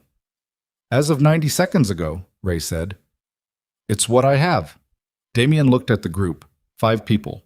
1 exit that might still be clear. An unknown number of people outside who had been authorized to produce corpses. Sloane watched him make the calculation with the speed of someone who had been in rooms like this before and knew that the penalty for slow math was final. "Delphine and Voss go first," he said. "Ray with them. South exit to the tree line, then east to the road. The car is 300 yards east on the service road." He handed Ray something. A key fob. Small. "Go." Ray nodded. He put his hand on Delphine's shoulder and they moved, Voss between them, through the door at the base of the stairwell. Sloane and Damien and Marcus were 3. "Marcus," Damien said. "I know." Marcus already had his phone out. "I'm triggering the archive deletion protocol on the estate servers. 30 seconds. "Do it," Marcus typed. Somewhere in the East Wing, 13 years of backed-up server data began a wipe process that would make the estate's digital infrastructure entirely clean. The physical archive had already been moved off-site 2 days ago. What was on the drives in Sloane's jacket was what remained. 30 seconds, Marcus said. "Then we go." The 30 seconds lasted approximately 1 geological era. Sloane stood in the stairwell and listened to the sounds outside. Voices she couldn't make words from, the crunch of footsteps on gravel, the particular silence of a perimeter being closed, and breathed through her mouth and kept her hand pressed flat against the front of her jacket. "Done," Marcus said. They went through the door. The south side of the estate was darker than the other sides because the mature trees that lined the southern wall cut the available light to almost nothing. That was good and bad simultaneously. Harder to see, harder to be seen. Sloane moved with Damien on her left and Marcus on her right, and the cold hit her face like water, and she could see her own breath, and she could see, 20 yards ahead, the dark shape of the wall with the service exit cut into it. They were 15 yards from it when the light came on. A handheld spot, powerful, hitting them from the left at an angle. Not from the wall, from the garden, from someone who had been positioned there and waiting. The light was blinding after the darkness, and Sloane threw her arm up and stopped moving and heard Marcus make a sound beside her that wasn't words. She looked. Marcus had stopped. He was standing very still, which was wrong, which was the wrongest thing in this entire wrong night, because Marcus did not stand still when there was a light on him and a threat in his immediate environment. Marcus moved, but he was standing still. And he was looking at the man with the spotlight, and the man with the spotlight was not, she realized, looking at Damien. He was looking at Marcus, waiting. "Marcus," Damien's voice was very quiet, very level. Marcus didn't move. Sloane looked at Marcus's face in the edge of the light. She had spent weeks reading the faces in that estate, learning them, filing away the microexpressions because microexpressions were data, and data was her primary language. She had cataloged Marcus's face as guarded, competent, resistant to her presence in the operation. What she saw on it now was something different, not guilt, something past guilt, the face of a person who has already done the irreversible thing and is now simply waiting for the consequences to arrive. "How long?" Damien said. Marcus closed his eyes briefly. "Damien, how long?" 8 months. The words came out stripped of everything. No defense, no explanation attached to them. "They came to me 8 months ago. They had enough to put me away for the rest of my life. I couldn't—" He stopped. 8 months. Sloane ran the timeline in her head. 8 months ago was when a source inside Meridian's legal division had died. The source that Damien had mentioned, 18 months ago, he'd said, which meant 8 months before that death was when Marcus had been turned, which meant Marcus might have been the reason that source was dead. She saw Damien understand the same thing. She saw it in the way his face went still in a different way. Not the operational stillness, but the stillness of something shutting down because it has to. Because the alternative is not survivable in real time. "The communication intercept," Damien said. "The 72-hour window. They wanted you to see it." Marcus's voice was completely flat. "They needed you to move. If you stayed in the estate, the operation was harder. Out in the open.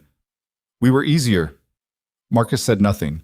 The man with the spotlight hadn't moved. He was waiting, Sloane realized, for something.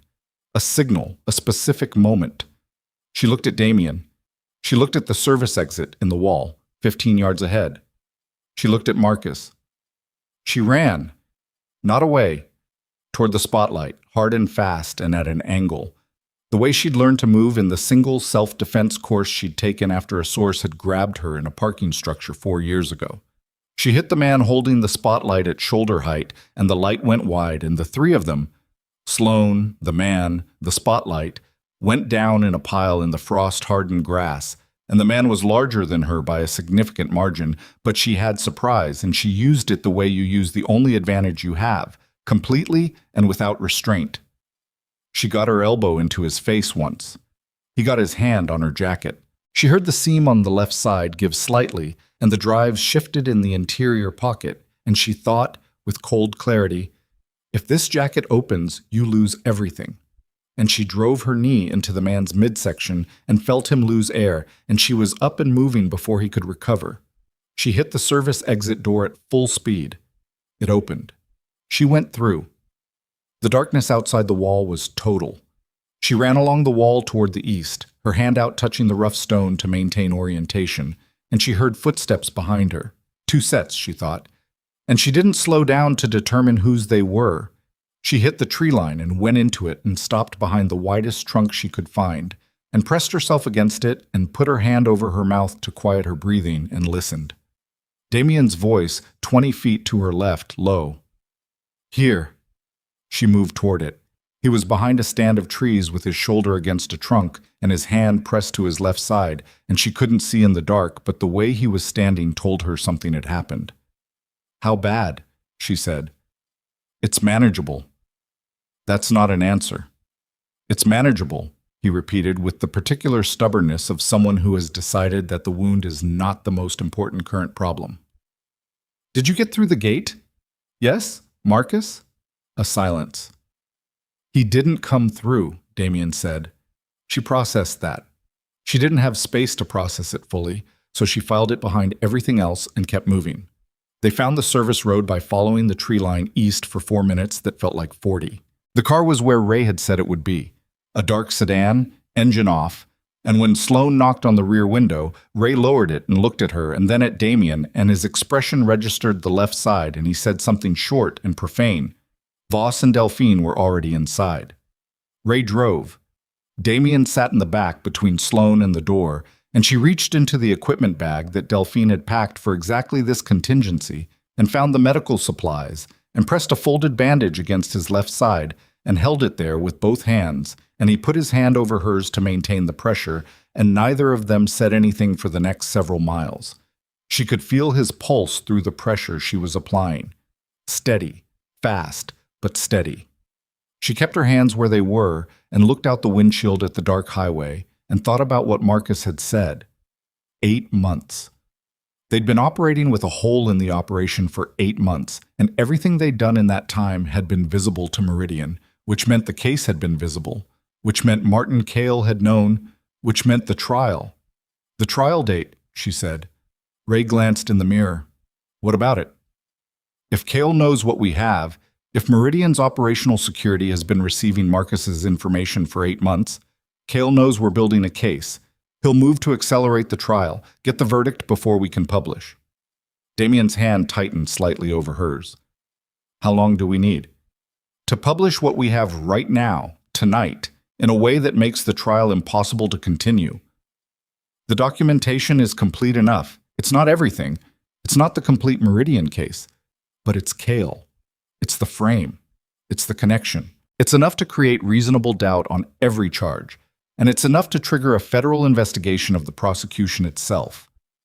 If you publish without an outlet, my platform, my name, the full documentation attached and downloadable. She looked at him. It'll be the biggest story I've ever broken, and I'll be breaking it from a burner laptop on the side of a highway in the middle of the night, which is not how I imagined it, but here we are. He looked at her for a moment. His face, in the moving dark of the car, had that quality again. The thing past the operational stillness, the thing she didn't have a word for. After this, he said, we go to federal court. Everything. The complete Meridian case. After this, she agreed. Delphine produced a laptop from her bag without being asked. She was that kind of person. They pulled off the highway at an all-night gas station 40 miles from Harwick, and Sloane sat in the back of the car with the laptop on her knees and her jacket still buttoned, and she began to write. She had been writing for 23 years. She had written under pressure in parking garages and in courtroom corridors and in the back of taxis and in bathroom stalls with her notebook propped on her knee. She had written about things that scared her, and things that made her furious, and things that she knew were going to land badly with people who had resources and motivation to make her regret it. She had never written anything like this. She wrote for 2 hours. Damien sat beside her with his head back against the seat, and his eyes open, and she could tell by his breathing that he was in more pain than he was acknowledging, but his color was reasonable, and the bleeding had slowed, and she checked both of those things regularly while she wrote. Ray stood outside by the car. Delphine monitored the police scanner on her phone with the focused quiet of a person who does not need entertainment, only information. Voss sat with her laptop across her knees, writing her own statement, the formal affidavit that would accompany the piece as the primary named source. At 4:40 in the morning, Sloane read through what she had written, 15,000 words with documentation linked and embedded. The frame of Nathan Mercer, the routing code evidence, the Vertner and Associates contribution trail, Philip Strauss and the internal escalation, Martin Cale's 9-year role as Meridian's domestic architect, the communication logs, the stalled investigations, the source Sloane had been fed through, documented now, the metadata laid out cleanly, the death of Catherine Mercer 22 years ago, and the paper she had published that had made her a target, Ellen Voss's affidavit, Damien's 13-year archive summarized and cited with the specific case files attached. It was the most complete piece of documented investigative journalism she had ever assembled. It was also written at 4:40 in the morning in the back of a car by a woman who hadn't slept in 50 hours, and she was aware of that, and she read it again anyway, and she stood by every word. She looked at Damien. "Read it," she said. "Tell me what I got wrong." "You won't get anything wrong." "Read it anyway." He read it. He took 20 minutes, thorough, and when he was done, he said, "Page 11, the wire transfer dates. You have the October series before the September series." She fixed it. "Anything else?" "No." He handed the laptop back. "Publish it." She had her platform loaded, her credentials in, the piece formatted and the documentation attached, and the publish button sitting there on the screen like a very small door to a very large room. She looked at the publish button for approximately 3 seconds. Then she pressed it. The silence in the car afterward was profound. Not the absence of sound silence, but the silence of something enormous having just happened in the space of a single keystroke, too large and too fast to be felt yet. Delphine's phone buzzed. She looked at it. "Your site traffic just spiked." "How much?" "A lot." A pause. "A lot, a lot." Sloane looked at the screen. The piece was live. The documentation was downloadable. Her name was on it. In the next hour, it would be picked up by wire services and by the 3 journalists she had already sent embargoed copies to, who had agreed to hold until publication. And in the next 2 hours, the name Martin Cale would be everywhere. And in the next 24 hours, the trial of Nathan Mercer would be the center of a federal controversy that no one in the U.S. Attorney's Office would be able to manage quietly. Her phone, the clean one Marcus had given her, which she was now aware had certain complications, but which was all she had, began to ring. Her attorney. She answered. "I'm reading it," he said, and his voice had a quality in it she had never heard from him before. A controlled, precise excitement, the voice of someone looking at a hand they know is going to win but haven't played yet. "Sloane, this is—" "I know." "The trial—" "I know." "I'm calling the clerk's office the moment it opens. We file an emergency motion given what's in this piece, given the documentation." He stopped. She could hear him breathing through the math. "This doesn't just create reasonable doubt. This potentially voids the prosecution entirely. If Cale can be shown to have authorized the underlying frame, his office cannot ethically continue to— But can you get my father somewhere safe today?" She said it quietly. "Before the motion is filed, before Cale's office understands what's happening." A pause. "Yes, I can do that." "Then do that first." She ended the call. She looked at the gas station's fluorescent lights through the windshield and the dark highway beyond them, and the first faint suggestion of gray at the horizon that meant the night was not going to last forever. Damien said beside her, "How are you?" She considered the question genuinely. "I don't know yet." "That seems right." She looked at him.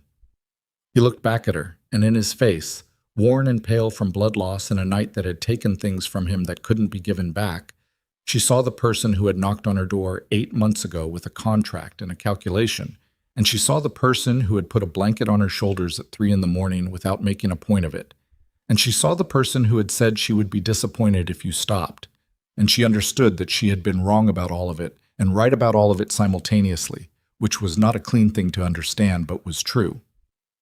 "We need to get you to a hospital," she said. "We need to get to Harwick." "Both," she said. "We need both." He didn't argue. She was aware that his not arguing was itself information about how he was actually doing. Ray got back in the car without being asked. He drove. They were 40 miles from Harwick when Delphine looked up from her phone and said, "It's been picked up, a P-wire. 4 outlets and counting." Sloane closed her eyes briefly. When she opened them, the horizon was definitively lighter. The dark was losing. Her phone rang again. Different number this time. Unfamiliar, local to Harwick. She answered. Silence for a moment. Then a voice she recognized because she had heard it in courtroom footage and congressional hearing recordings in 2 years of following the career of a man she had believed was the honest exception in a dishonest system. Martin Cale said, "Ms. Mercer?" His voice was entirely controlled.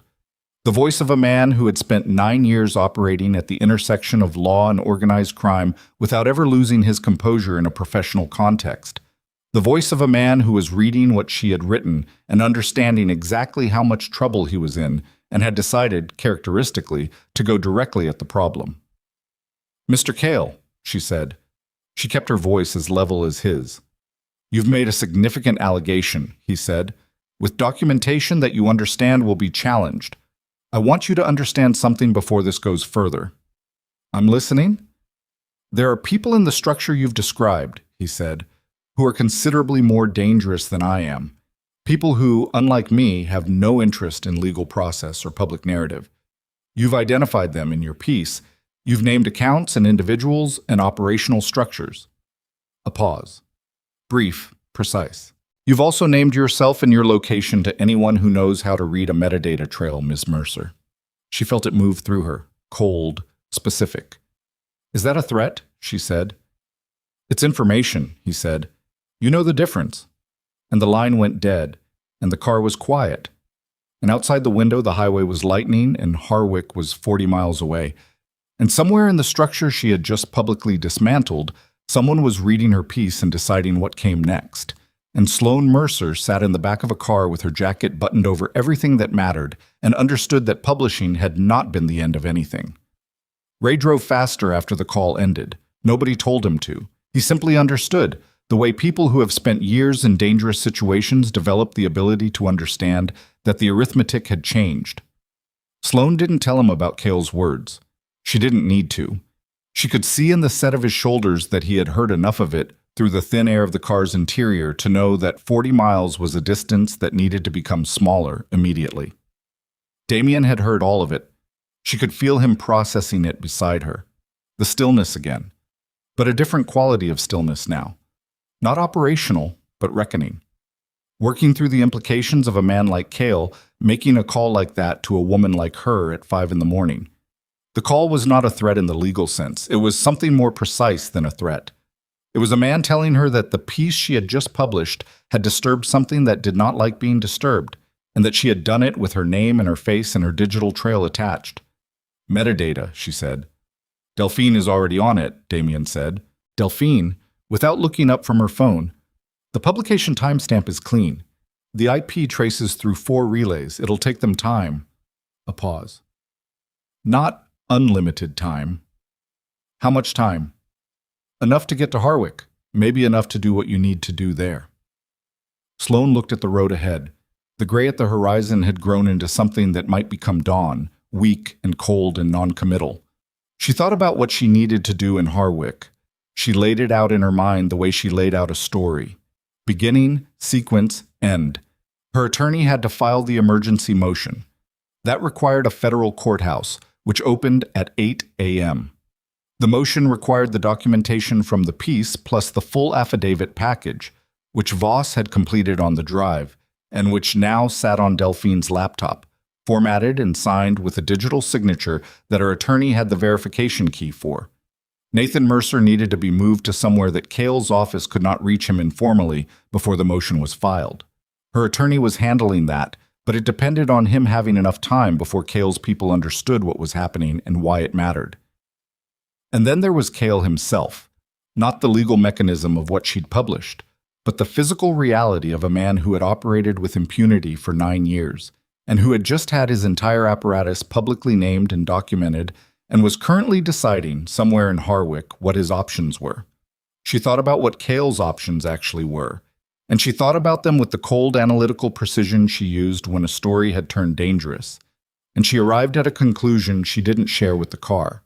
Cale's legal exposure was now total. The piece was live, the documentation was downloadable, the wire services had it, 4 outlets were running it. He could not suppress it. He could not discredit it fast enough to matter. The documentation was too thorough and too specifically verifiable. His career was finished within the next 6 hours, regardless of what he did. What he could still do was damage. Not the systemic damage of a man with institutional power, but the direct, crude damage of a man with nothing left to protect except himself and the people he was afraid of. The Meridian leadership above him who would, when they understood what had happened, be evaluating Cale's continued existence as a loose end the same way they evaluated all loose ends. A man in that position was unpredictable in the specific way of someone who has run out of good options and is calculating which bad option costs him the least. "My father," she said. Damien looked at her. "If Cale moves on anything in the next 2 hours, it's not me. It's my father. Because my father is the reason the piece exists. The visible, human, sympathetic center of it.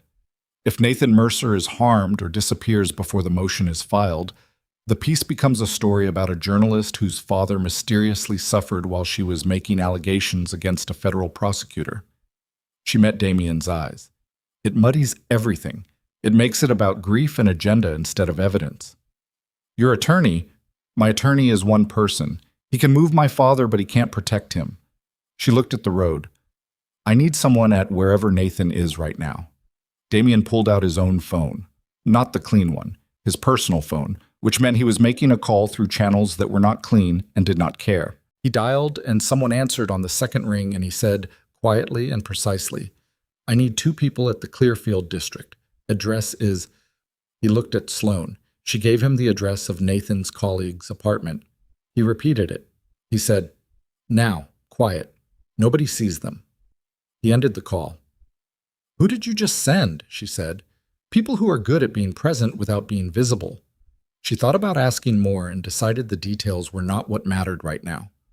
What mattered was that 2 people she had never met were driving to a 1-bedroom apartment in the Clearfield district to stand quietly outside the door where her father was sleeping, and that their presence was the only reason she could currently continue to breathe at a sustainable rate.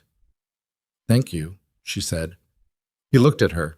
It was a brief look, sidelong, and it carried more weight than looks that long usually carry.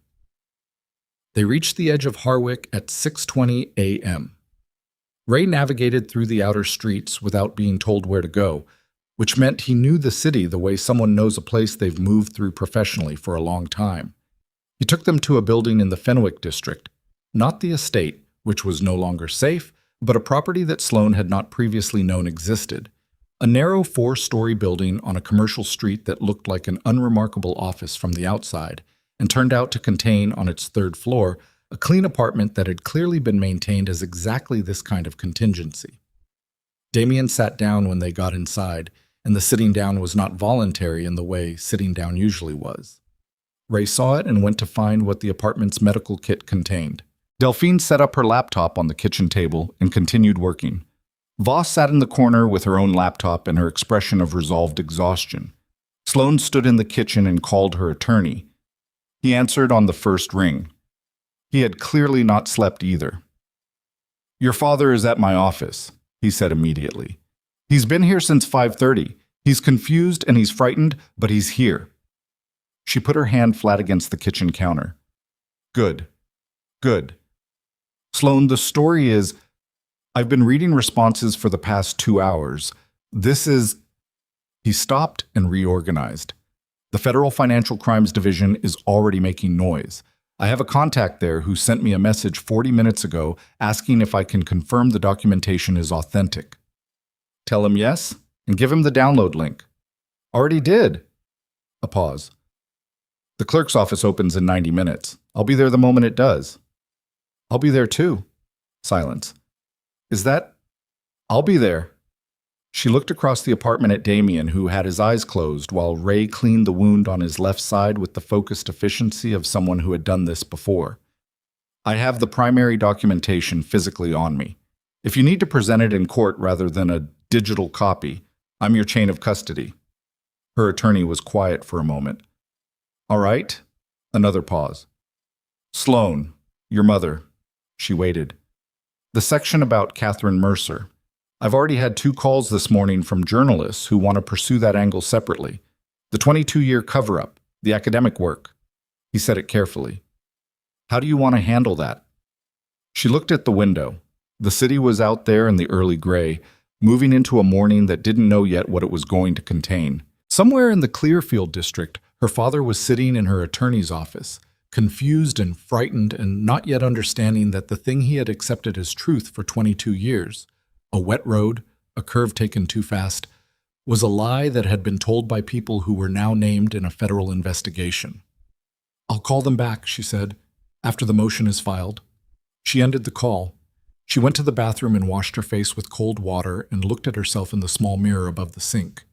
She looked, she thought, like what she was. A person who had been awake for going on 60 hours and had run through darkness and sat in a car with her hands pressed against someone's wound and had pressed a publish button at 4:40 in the morning that had cracked something enormous open in a way that could not be uncracked. She looked like her mother, she thought. She had thought this before and pushed it away. She let it stay this time. Catherine Mercer had been 34 years old. She had published a paper that found the edge of something true and had not lived long enough to understand what she'd found. She had died on a Tuesday night on a road that a coroner had called an accident, and a police department had filed away, and a little girl had grown up believing. Sloane was 33. She had found the same edge her mother had found, and she had followed it further, and she was still here. She dried her face and went back into the main room. Damien had his eyes open again. Ray had finished what he was doing and moved away. The wound was covered and the worst of the damage had been managed, and he was pale in the specific way of someone running on very little left, but his eyes were clear. He looked at her when she came in. You should sleep, she said. I'll sleep after the courthouse. You're not going to the courthouse. You're staying here. Sloane, the courthouse is my job. This, she gestured at the apartment, at the work Delphine was doing, at the larger architecture of what they had built together. This part is yours. Coordinate from here. Make sure the documentation backup is secure. Make sure the contacts Delphine has been managing know the timeline. She looked at him steadily. Let me do what I do. He looked at her for a long moment. Take Ray, he said. Ray can drive me there and wait outside. She held his gaze. That's as much as I'll agree to. Something moved across his face. Not quite a smile, but the near neighborhood of one. You've been this stubborn since the first night. You knocked on my door at 3 a.m. with a marriage contract. You should have anticipated stubbornness. He said nothing for a moment. Then, be careful. Always, she said. Which was not entirely true, but was true enough for this particular morning. She went to the courthouse with Ray. The Harwick Federal Courthouse was a heavy stone building from a period when public architecture was designed to communicate institutional permanence, and it did that effectively, sitting on its block in the early morning light like something that intended to outlast everything around it. There were already 2 news vans in the outer parking area when Ray pulled up. Someone had been faster than she'd expected. She went inside with her attorney, who was waiting at the security checkpoint with a briefcase that contained printed copies of documentation and a digital copy on a drive she had transferred from her jacket in the car. She had kept one drive in her pocket. She would keep it there until this was finished. The clerk's office opened at 8. They were third in line. The emergency motion was filed at 8:17 a.m.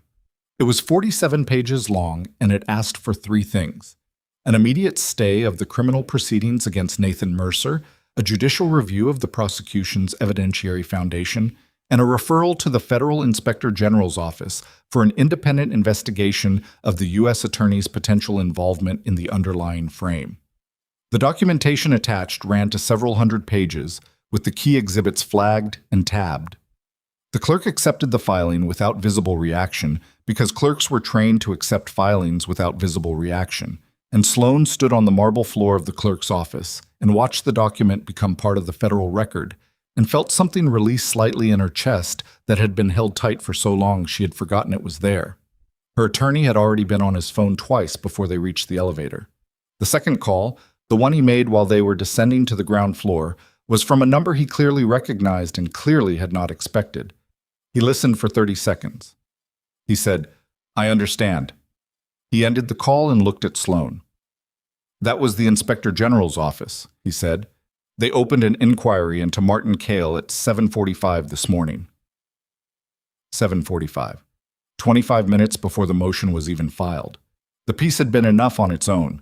She leaned against the elevator wall and let that land. They came out of the elevator into the courthouse lobby, and she heard her name from 3 different directions simultaneously and looked up to find 4 journalists, 2 of whom she knew well, converging toward her with the focused energy of people who have been waiting and have questions that cannot wait any further. She held up one hand. "I'll make a statement outside," she said. 5 minutes. She called her father first. He answered on the second ring, and his voice was the same voice it had always been. The same voice from 4:17 in the morning weeks ago, from every phone call for 33 years. Her father's particular voice, careful and quiet and slightly formal even with her. But there was something different in it now, a quality she couldn't immediately identify.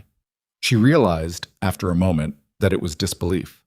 The specific texture of a person who has been told something they cannot yet integrate because it is too large and too fundamentally restructuring to fit into normal comprehension. "Sloane," he said. "Dad." "They're saying—" He stopped. Started again. "Your attorney is saying the charges—" "The motion was filed 20 minutes ago. It'll take a few days for the court to act on it formally. But Dad, the documentation is complete. The judge will see it." She pressed her knuckle against her teeth briefly. "They're not going to be able to continue the prosecution." Silence. "Nathan." She used his name deliberately, the way she did when she needed him to hear her. "You didn't take anything, and now everyone knows it." She heard him breathe, a long, unsteady breath, the kind that contains more than air. "Your mother," he said finally, very quietly. "I know. You found—" "Yes." Another silence. This one had a different weight, the weight of 22 years of a man who had accepted something terrible because the official version had been given to him by people he had no reason to doubt, and who was now being asked in a courthouse parking lot at 8:30 in the morning to set that version down and pick up the truth. "I'm sorry it took so long," she said. "Don't." His voice was rough. "Don't you apologize for any of this. I'll come see you tonight. Okay?" A pause. "Sloane, be careful today." "I will." She put the phone in her pocket and went outside and made the statement. She stood on the courthouse steps in the thin morning light with 4 journalists and 2 cameras, and she said what had happened clearly and directly, in plain language, without drama, because the story itself was dramatic enough and plain language was what it deserved. She said Nathan Mercer had been framed by individuals connected to an international financial crime syndicate.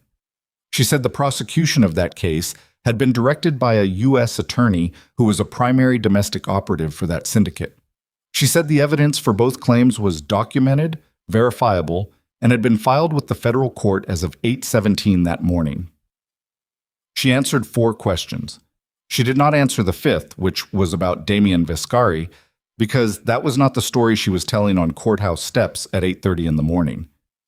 She went back to the car. Ray drove her to Fenwick District without being asked. Martin Cale was arrested at 11:04 a.m. She heard it from her attorney, who heard it from his IG contact, who described it as having occurred at Cale's residence with minimal incident. A man who had spent 9 years running a sophisticated covert operation had apparently understood, when the knock came on his door, that running was not an option he still had. He had opened the door and said, "According to the contact, Nothing at all. Philip Strauss was arrested at the Caldwell engineering offices at 11:47 a.m. 3 other Caldwell executives were brought in for questioning before noon. The Meridian Circle's domestic network did not collapse in a single day. That was not how things like the Meridian Circle collapsed. They were too distributed, too deeply embedded, too architecturally redundant. What happened instead was something that Damien explained to her, sitting in the Fenwick apartment that afternoon, with his color improving slightly and his voice carrying the quality of someone describing a thing they have been working toward for a very long time, was a cascade. The arrests and the public documentation created a pressure differential inside the organization. Suddenly, every person who had been relying on Cale's prosecutorial protection to stay invisible understood that the protection was gone, and the instinct that activated in people in that position, in Damien's experience, was self-preservation. People began talking to investigators before the investigators reached them. Accounts were disclosed to reduce charges. Intermediaries gave up the names above them in the chain. The cascade took weeks to fully develop. But it began that morning with a motion filed at 8:17 and a statement on courthouse steps, and by the time it finished, the federal cases it generated spanned 9 countries and involved 61 individuals.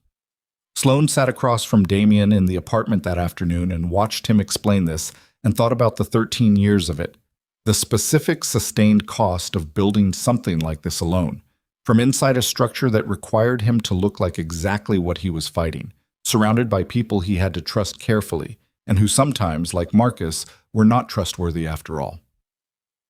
"What happens to Marcus?" she said. He was quiet for a moment. "He's cooperating. His attorney contacted the IG's office this morning. He's providing a full account of what he passed to Meridian over 8 months. Will it be enough? To reduce his exposure, maybe. To undo what he did." He looked at the middle distance. "No." She thought about the source who had died 18 months ago, the source whose death Marcus may have facilitated, directly or indirectly, by being what he had become under pressure. There was no undoing that either. "He was afraid," she said, not defending it, just naming it. "Yes." Damien's voice held no heat, just the flatness of someone who has had time to reach a conclusion that involves no clean resolution. Fear is comprehensible. It doesn't make the consequences smaller. She looked at him, at the lines in his face that had not been there in the photographs she had found when she was first researching him, 2 years ago, before any of this. The 13 years of it were in those lines. The 2 people in his life who had been taken from him were in them too. The work had cost him something she could name but not fully measure. "Your parents," she said. He looked at her. "Is what we have enough? For the criminal case against whoever ordered—" "Yes." He said it without hesitation. "The communication chain is documented back to the senior operational level. It'll take time to build a case that survives the appeals process. But it's there." She nodded slowly. "So it ends." That part of it ends. She understood the distinction. The Meridian Circle would not cease to exist because of what they had done. The people who remained would reconstitute in some form, smaller and more cautious, and the work of tracking them would continue for other people in other rooms. What ended was this particular chain, the specific machinery that had killed Catherine Mercer and destroyed Nathan Mercer's career and murdered Damien's parents and buried evidence in corrupted institutions and managed to operate invisibly for 2 decades. That ended. It was not nothing. It was, in fact, enormous. She sat with that for a while. The formal stay of proceedings in Nathan Mercer's case came through at 4:15 that afternoon. Her attorney called her while she was standing at the apartment window watching the street below, and she heard his voice go through the words, and she held the phone and looked at the street and felt something complete itself. A circuit closing, a current finally reaching its ground. Nathan Mercer's charges were formally dismissed 11 days later, after the federal court reviewed the documented evidence and concluded, in language that was careful and judicial and absolutely clear, that the prosecution had been built on fabricated evidence constructed by individuals who were now themselves subjects of federal criminal investigation. The dismissal was with prejudice, which meant it was permanent. She was with her father when the call came through. They were sitting at the kitchen table in the colleague's apartment. Nathan had not yet had a chance to think about where he would live next, and Sloane was not rushing that. drinking coffee that Nathan had made with the care he brought to small domestic tasks, and his phone rang and he answered it and listened and set it down on the table very quietly. He sat for a moment with his hands flat on the table. Then he said, "It's over?" "It's over," she said. He looked at his hands. He was quiet for a long time, and she let him be quiet, and outside the window the city went about its ordinary business in the way cities do regardless of what is happening in any particular kitchen. 31 years, he said finally. "I know. I kept thinking that if I could just explain it clearly enough, if I could just show them that the numbers were wrong." He shook his head slowly. "I thought the truth was enough." "It is," she said. "It just sometimes needs more time to arrive than it should." He looked at her. He had the face he'd always had, the face she'd been reading her whole life, and she could see in it the specific grief of a person who has been given justice 22 years late, for a wife he had accepted losing to an accident, for a career he had spent 3 decades building in honest service.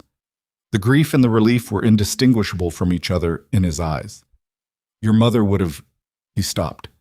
"I know," she said. He reached across the table and put his hand over hers. Big hands, her father's hands.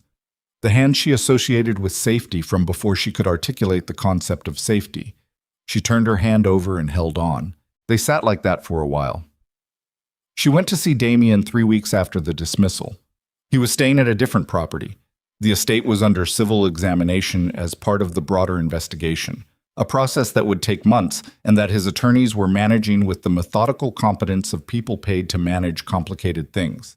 He was thinner than he'd been, and the wound had healed in the way wounds do when they've been properly treated and given sufficient time, and the person carrying them has stopped running long enough to rest. She brought coffee from the place 2 blocks from the Fenwick apartment, the one she'd been using enough times that the person behind the counter knew her order. She handed him his without asking if he wanted it, which was an indicator of something she didn't examine too carefully. They sat in the kitchen of a rented apartment that was considerably smaller than the estate and considerably quieter, and she looked at him, and he looked at her, and the particular silence between them had changed in quality from the silences of months ago. It had lost its strategic layer. What remained was simpler and more difficult. 2 months, she said. He looked at her. The contract. We're at 2 months of 24. I'm aware. She turned her coffee cup in her hands. I've been thinking about what you said the morning you told me everything. That marrying me was the only way to keep me alive once I'd stepped into Meridian's crosshairs. It was true. I know it was true. She looked up at him. I've also been thinking about the other things that are true. The files on my desk, the blanket. She paused. The way you said, I know that. He was still. You don't do anything without a reason, she said. I've been inside your operation for 2 months and I understand how you think. Everything is assessed. Everything is weighed. She held his gaze. Those things weren't operational. He looked at her for a long moment. The quiet in the room was absolute. No, he said. They weren't. She set her coffee down.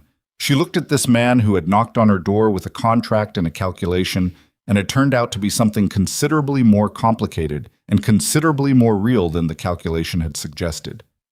She thought about the ring, the legal reality of a marriage that had been contracted under extraordinary circumstances and that had 22 months remaining on its original terms. She thought about what the ring represented now, after everything that had happened inside those 2 months, and what it would represent if she chose to let it. She reached into the pocket of her jacket and placed something on the table between them. Her wedding ring. She had taken it off 3 days ago, not as a statement, but because she had needed to think without it on. She had carried it in her pocket since then and had been aware of its weight in a way she had not been aware of it when she was wearing it. He looked at it on the table. She said, I don't want to wear it because a contract says I have to. He said nothing. If I put it back on, she said, it's because I've decided to. She picked up the ring. She looked at it in the morning light from the kitchen window, small and plain, the way it had been chosen, nothing excessive. She thought about the civil registrar's office and Gerald, the witness, and the 40 seconds they had stood in a government room and been legally married.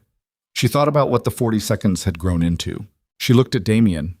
He was watching her with his dark, still eyes, and in them, underneath the control, underneath the years and the cost and the operational precision, she could see the thing that was not any of those, clear and direct and waiting.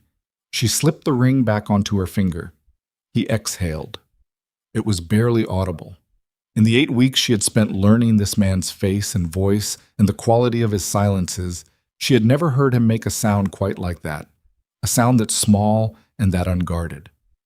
She reached across the table and put her hand flat on the table near his, not quite touching. He turned his hand over. She put hers in it. Outside the kitchen window, Harwick went about its morning. Buses and street noise and the ordinary machinery of a city that had been through something significant and had kept moving, the way cities do, the way people do. The corruption that had been embedded in its institutions for 2 decades was in the slow, difficult process of being excised, and it would take years and would not be clean, but it was happening. Ellen Voss testified before the federal grand jury the following month. Her testimony was specific, documented, and delivered with the steady voice of a woman who had made a decision 14 months ago and had finally been given the conditions to act on it. Her attorney negotiated full immunity in exchange for cooperation. She moved out of state the following year and resumed her professional life under her own name, which was the particular kind of courage that did not make the news but mattered more than the kind that did. Ray was never charged with anything because Ray had, apparently, structured his involvement in Damien's operation with considerable legal forethought, which Sloane found she was not at all surprised by. He sent her a single text message 3 weeks after everything settled, which contained no words, only a photograph of what appeared to be a fishing boat on a lake in a location she didn't recognize. She took it to mean he was fine. Delphine continued working. She did not explain on what. Sloane did not ask. Marcus received a reduced sentence. It was not a small sentence. He served it, as far as Sloane knew, without complaint.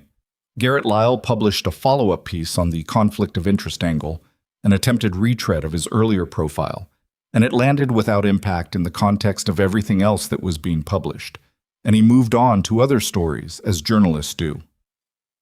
The Meridian Circle's global prosecution took 4 years and involved 12 separate federal jurisdictions.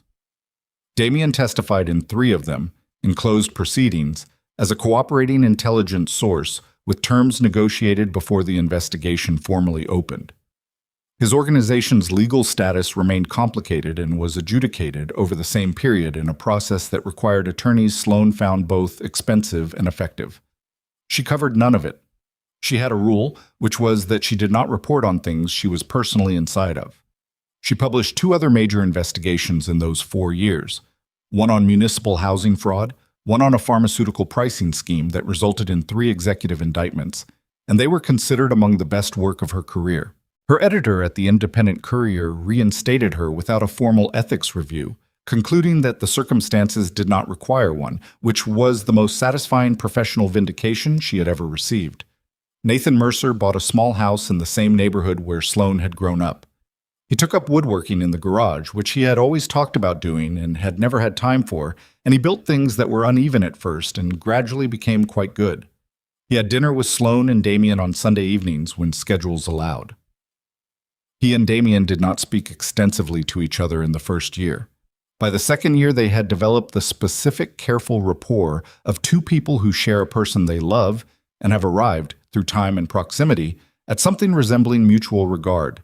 On an evening in the 3rd year, Sloane was at the desk in the home office she had set up in the apartment they had moved into the year before, going through source notes for the pharmaceutical piece, when she became aware that Damien was standing in the doorway.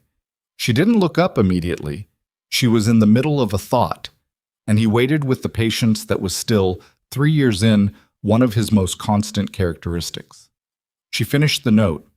She looked up. He was watching her with that particular expression she had spent 3 years learning to read, the one that existed under the control, the real one. "What?" she said. "Nothing," he said. "I was just—" He paused. For a man who chose his words with precision, the pause was notable. "Looking." She looked back at him for a moment. "Come in," she said. "Or go away. Don't stand in doorways." He came in. He sat on the edge of the desk beside her notes, and looked out the window at the city in the evening, and she went back to her work, and the room was quiet with the particular quality of quiet that belongs to people who have been through something together that was larger than either of them and have arrived on the other side of it at the ordinary and extraordinary fact of being in the same room because they have chosen to be. Outside, Harwick carried its evening forward, lights coming on in windows, traffic thinning toward night, the city cycling through the long, ordinary rhythms of its life. The corruption had been named and prosecuted, and the names of Catherine Mercer and Damien's parents had been entered into federal records that would not be expunged. That was not nothing. It would never be nothing. It was not everything either. It did not return what had been taken. It did not give back the years or make the cost smaller. The cost was what it was, permanent and real, and both of them carried it and would carry it, and had learned. Were learning. In the ongoing present tense of two people building something together out of the wreckage of what they'd each survived. That carrying a thing is not the same as being destroyed by it. The ring on her finger caught the lamplight when she turned a page. She didn't look at it. She knew it was there. That was enough.